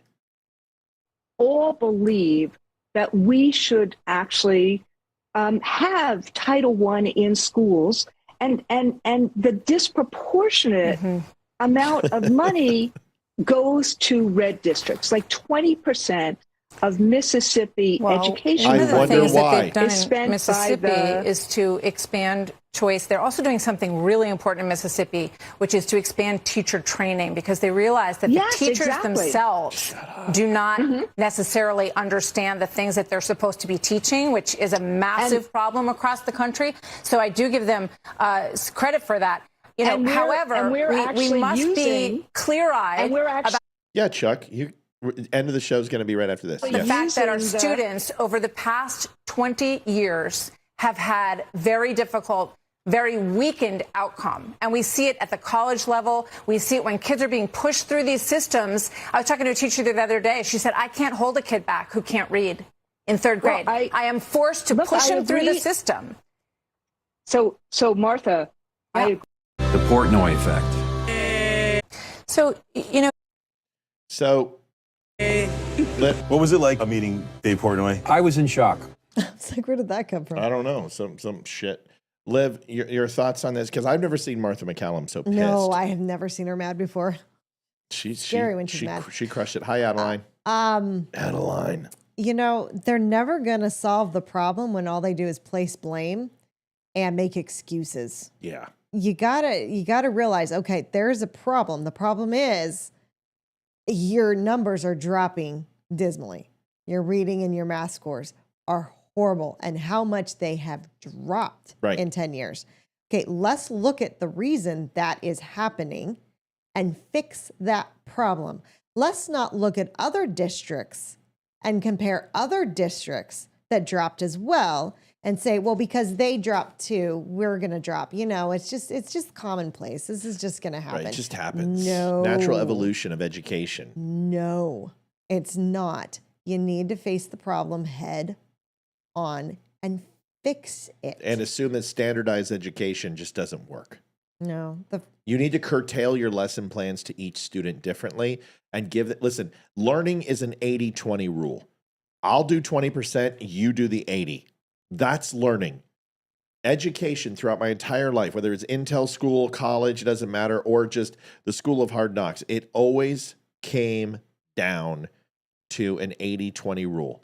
I'll get you on the path. I'll give you the tools, but it's your job to go out there and do the 80% of the work. The problem is they don't challenge these kids and hold them accountable to do the 80% of the work. And as long as their attendance record is good, the test scores don't matter.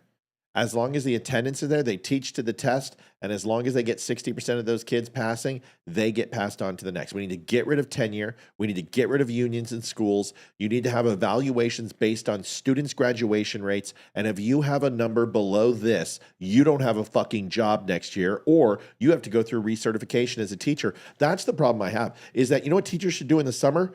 Go to mandatory relearn centers, colleges, seminars, every one of them.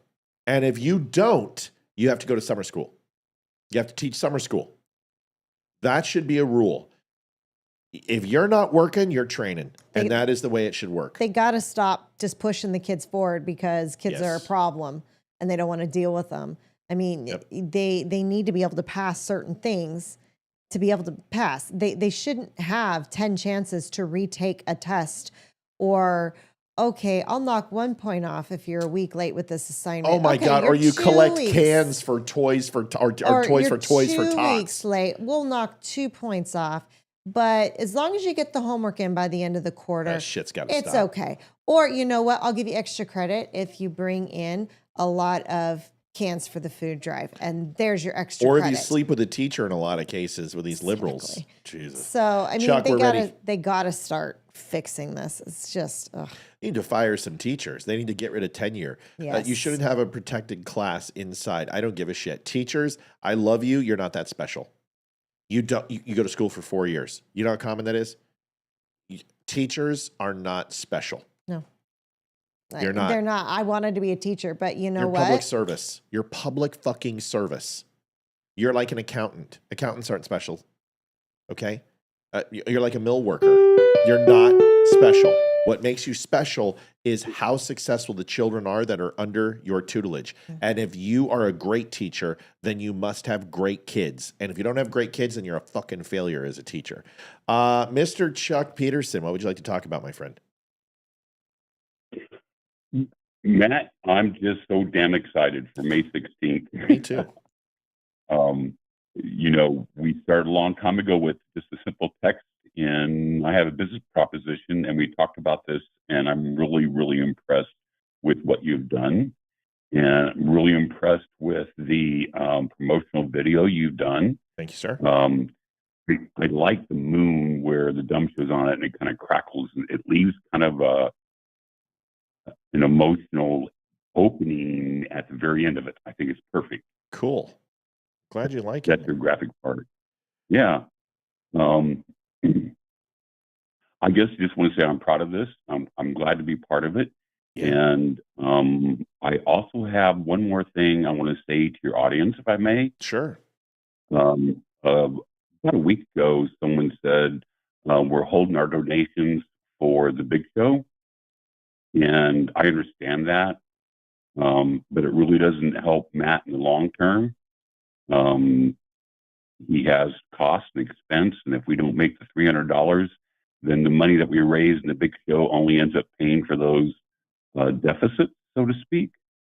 So I hope everybody donates well, and glad to be part of May 16th. Oh, it's going to be awesome, dude. You are a huge part of it, and we're very, very excited. I'll be honest with you, Chuck. I was going to call you and say, listen, let's see what we can do. Something else. I just don't know if I have enough time and enough pull, but somehow it all worked out, man. And this is where my question of faith comes in, is that it's awfully hard for me not to have faith in something else, because it just seems that things work out. The fact that you told me Tonto would be a chance, I maybe gave it like a 5% chance. Roseanne Barr, Lara Logan, Tonto, and T.S. Dixon, and my God, Lisa Regina and Damani Felder and Ryan Samuels and Jason Shepard, all those people, 0%.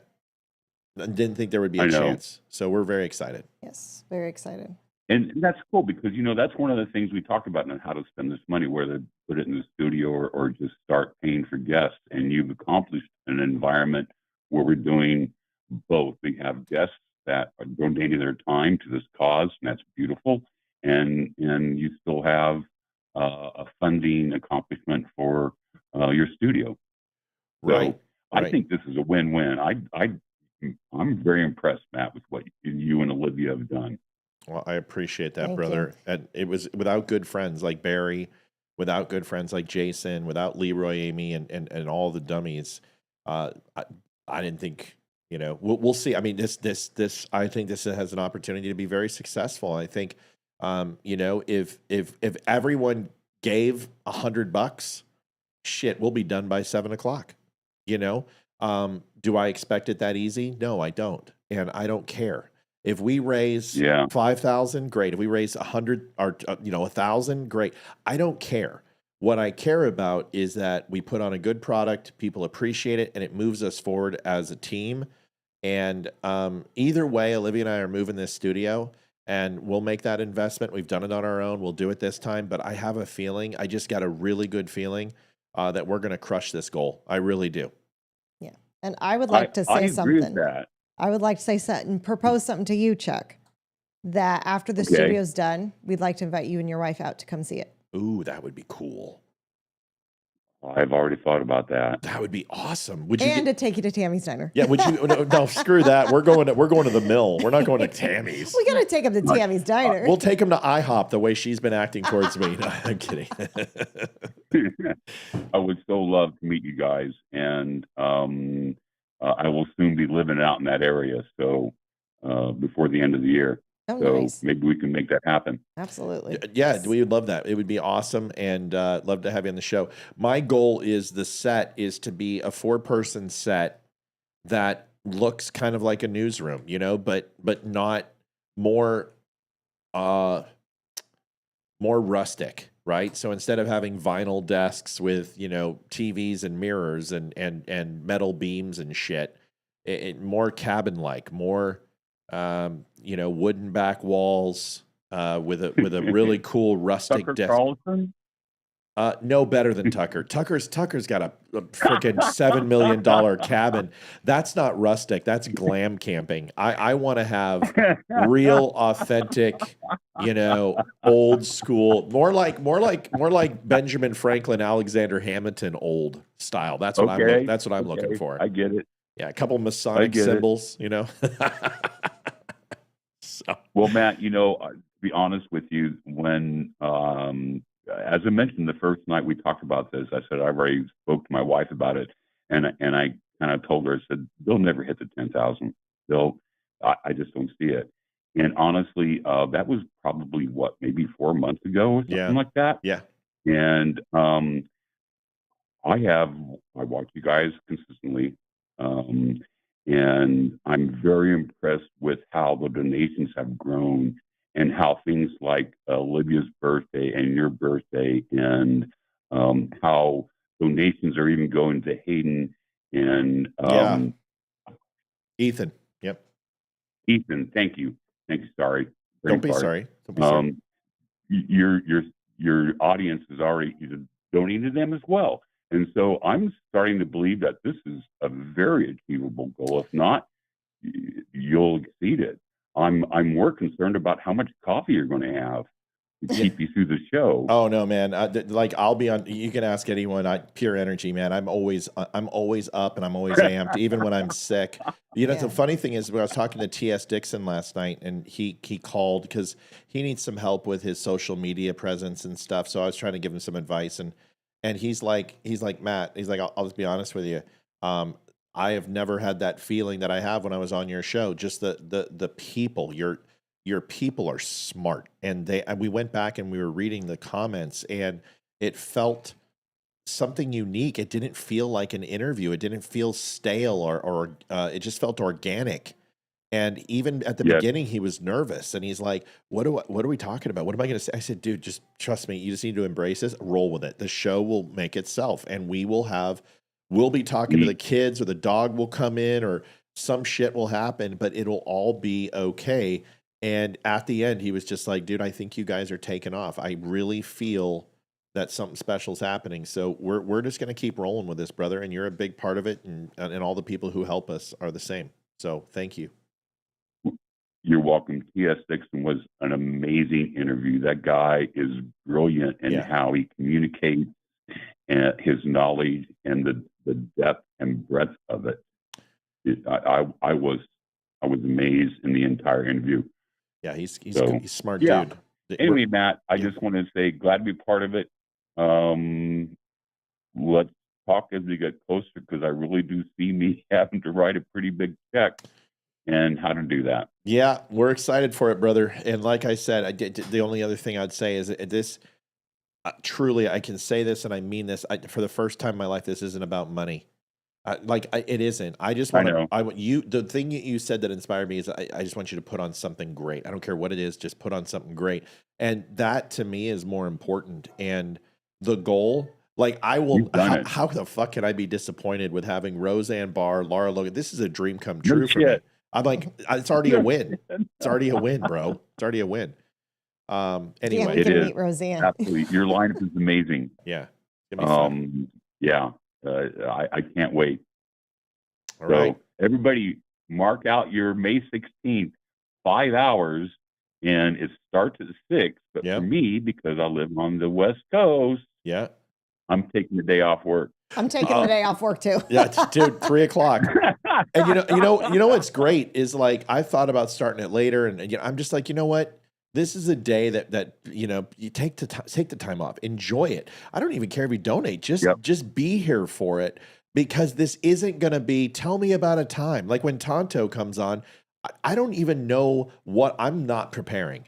Like I want to say, what do you want to talk? You want to talk about your vodka? You want to talk about your tactical center? You want to talk about a new book? You want to talk about your own podcast? And he's a heavy hitter in podcasting. What do you want to talk about? Because I want people to get to know him, and he is such a unique fucking guy. He is such for an operator. He's one of the unique guys. You just don't see operators like him. He's a loudmouth, and he's funny, and he doesn't take shit seriously. and that is why you got to love this guy, because even if you read his emails, they are so him. He puts smiley faces and emojis all over the place. It looks like a fucking TikTok ad, and I laugh at it because he's so genuine. He's going to be a great guest. So here's the video real quick while you're on, and then we'll let you go. Give you a last word. Here it is.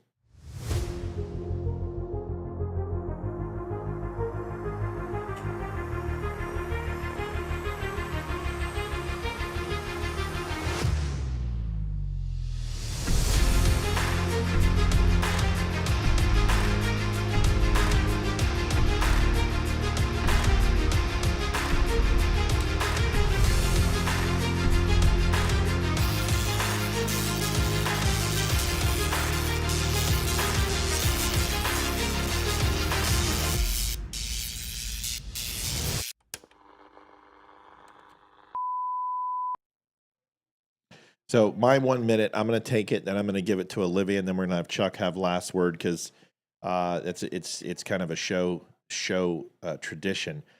I was asked about a year ago, and it was from Carrie and Deirdre, Amy, a few others would always say, Matt, you got to go out and get people. You got to go out and it's time. It's time to grow. It's time to go to that next level. And I always was like, no. And I felt like Zuckerberg with Facebook when they're like, I'm not putting ads on this thing. I'm not going to do it. I'm not going to market it. I don't know what we got yet. And as a marketer, I felt the same way with this. I was just like, I don't know what we have. And Olivia was involved, but Olivia hadn't hit her stride yet. Amy was still a little circumspect, and Leroy and I would always kind of butt heads in the wrong times, and we'd misread each other. I felt like I controlled too much, or I would get negative too much, and it just wasn't here yet. And I will tell you that even this, I waited, and I wanted to make, when Jason Shepard hit us up with Wimkin, I was like, no. 2 years, I said, no, I don't want it. I don't know. And finally, after 2 years, I was like, okay, we're ready to get a gold sponsor. I feel good with it. This was the same way, and it took a few months because I was like, it's got to be the right time. We've got to be hitting our stride. And I will tell you, I have never felt so good about something we're going to do that I don't feel any pressure to make perfect. Like, I feel zero pressure to make it perfect. In fact, I'm aware. I'm like, hey, we might cut out 2.5 hours in and have to restart the show, or someone might call out. Whatever it is, I'm like, we will, and we are prepared because we've seen just about everything with our experiential learning to handle it. So I just wanted to say that. Liv, I'm going to hand it off to you. That was longer than a minute. And then Chuck. Always is. Shoot, well, you know what? You've never complained about that before. I don't think Chuck wants to hear it. Chuck wants to hear it. He doesn't. Chuck Come on, give it to me. Say it slow. Oh, that's awesome. All right, go ahead. Thank you, everyone, for being here. Thank you for the donations. Thank you for calling in. Chuck, appreciate it. And again, if you have any questions for the guests for the May 16th show, please email me, olivia@thedumbshow.com. Please email them somewhat early so we can go through them and I can organize them with how many guests we're having. And I was going to say one more thing and I lost my train of thought. So give me a second. It was Tonto's in 13 hours. And essentially all you need to know is he's the guy that does this. That's it. Yep. But when he does the hang loose, that's your guy. That's Tonto. He's the smart ass of the show. That's him. And, we're going to be giving away some stuff too. I forgot to tell you guys about this, but we have a Don't Tread on Me flag, which is signed by Frank Ozgeist, who was actually with Tonto in 13 hours. And it's a beautiful wooden, give me the flag, this wooden Don't Tread on Me. Perfect, buddy. We're going to be giving this away, and it's actually signed by Oz himself. So he signed this for Flags of Valor. E, will you come take this? My screen's going blue because my white balance is changing. We're going to have to fix it. It doesn't matter. And then T.S. Dixon's going to be autographing a book. We're going to have some Don't Unfriend Me jackets to give away. All that type of stuff. It's going to be absolutely incredible. Liv, yeah, I remembered what I was going to say. We're going to post the promotion video. I don't know if it'll be tonight or tomorrow morning. It's going to be tomorrow, I think. Tomorrow morning? Yeah. Okay. Once you see it, if you guys could just share it out to everyone and anyone, would be amazing and fantastic. And yes, would appreciate all the love. Absolutely. Chuck, it's all you, dude. Go for it. Okay. So in trying to follow along with what Matt was saying earlier about expanding the base and how to do that, and I'm part of a motorcycle rights organization that the real way to expand the base is for the base to communicate why they listen and why they do this. And I think that's relevant to the show as we lead into May 16th. It's time for us listeners to encourage people to like and follow and be part of the show, and why. And for me, why is because I think Matt brings a fair, logical, relevant to current day events. Sometimes a lot of it's hockey, but whatever. Yeah. And so it's really time for us, the base, to start making sure that we have as many people in attendance, and they may be new listeners, encourage them to come. And as Matt said, if everybody gave just a little bit, we'd hit this goal. And I believe that would be the case. So it's up to us to also advertise and get this thing out and make it happen. So the attendance numbers are blown off the records. Yeah. Yeah. I think it's going to be great. We will have marketing for everybody. We will put it up. I'll have photographs, banners. It's all coming. I'm going to try to do like a little biopic where I'm sitting down and I kind of talk about the creation of this and what it means. We're going to do this right. We're also going to probably sit down and have some plans for the new studio so you guys can see what we're working for and what we want to build. Yeah, we got a lot of work to do. So hang tight with us. And Chuck, we thank you so much, brother, for being on. You have a wonderful weekend. Tell your wife hello for us, and we can't wait to do this on the 16th, brother. Thank you so much, Chuck. I'm excited. All right, Love buddy. you guys. Talk to you soon. Bye-bye. Bye. All right, everybody. Thanks for watching the Don't Unfriend Me Show. Enjoy your weekend. We are going to enjoy our weekend. And everyone have a great one. God bless. Take care of each other. We get to officially meet the boy. We're going to breakfast with him on Sunday. And then he's taking her to a movie on Sunday evening. Yeah, this should be interesting. We're dealing with this right now. The first official, like, real boyfriend. Yeah. Wish us luck, please. Yeah, it's like I said, it's going to be interesting. We'll see how it goes. All right, everybody. We'll see you soon. Thanks for everything. God bless. And we will talk to you on Monday. Good night, everybody. Night, y'all. Bye. Adjusting transmitter output. This is the Don't Unfriend Me Show with your hosts, Matt, Leroy, Amy, and Olivia. Geopolitics, military analysis, and election coverage. Coming to you live on all major social media channels at The Dumb Show. Honest, direct, unfiltered. We can agree, we can disagree. Just don't unfriend me.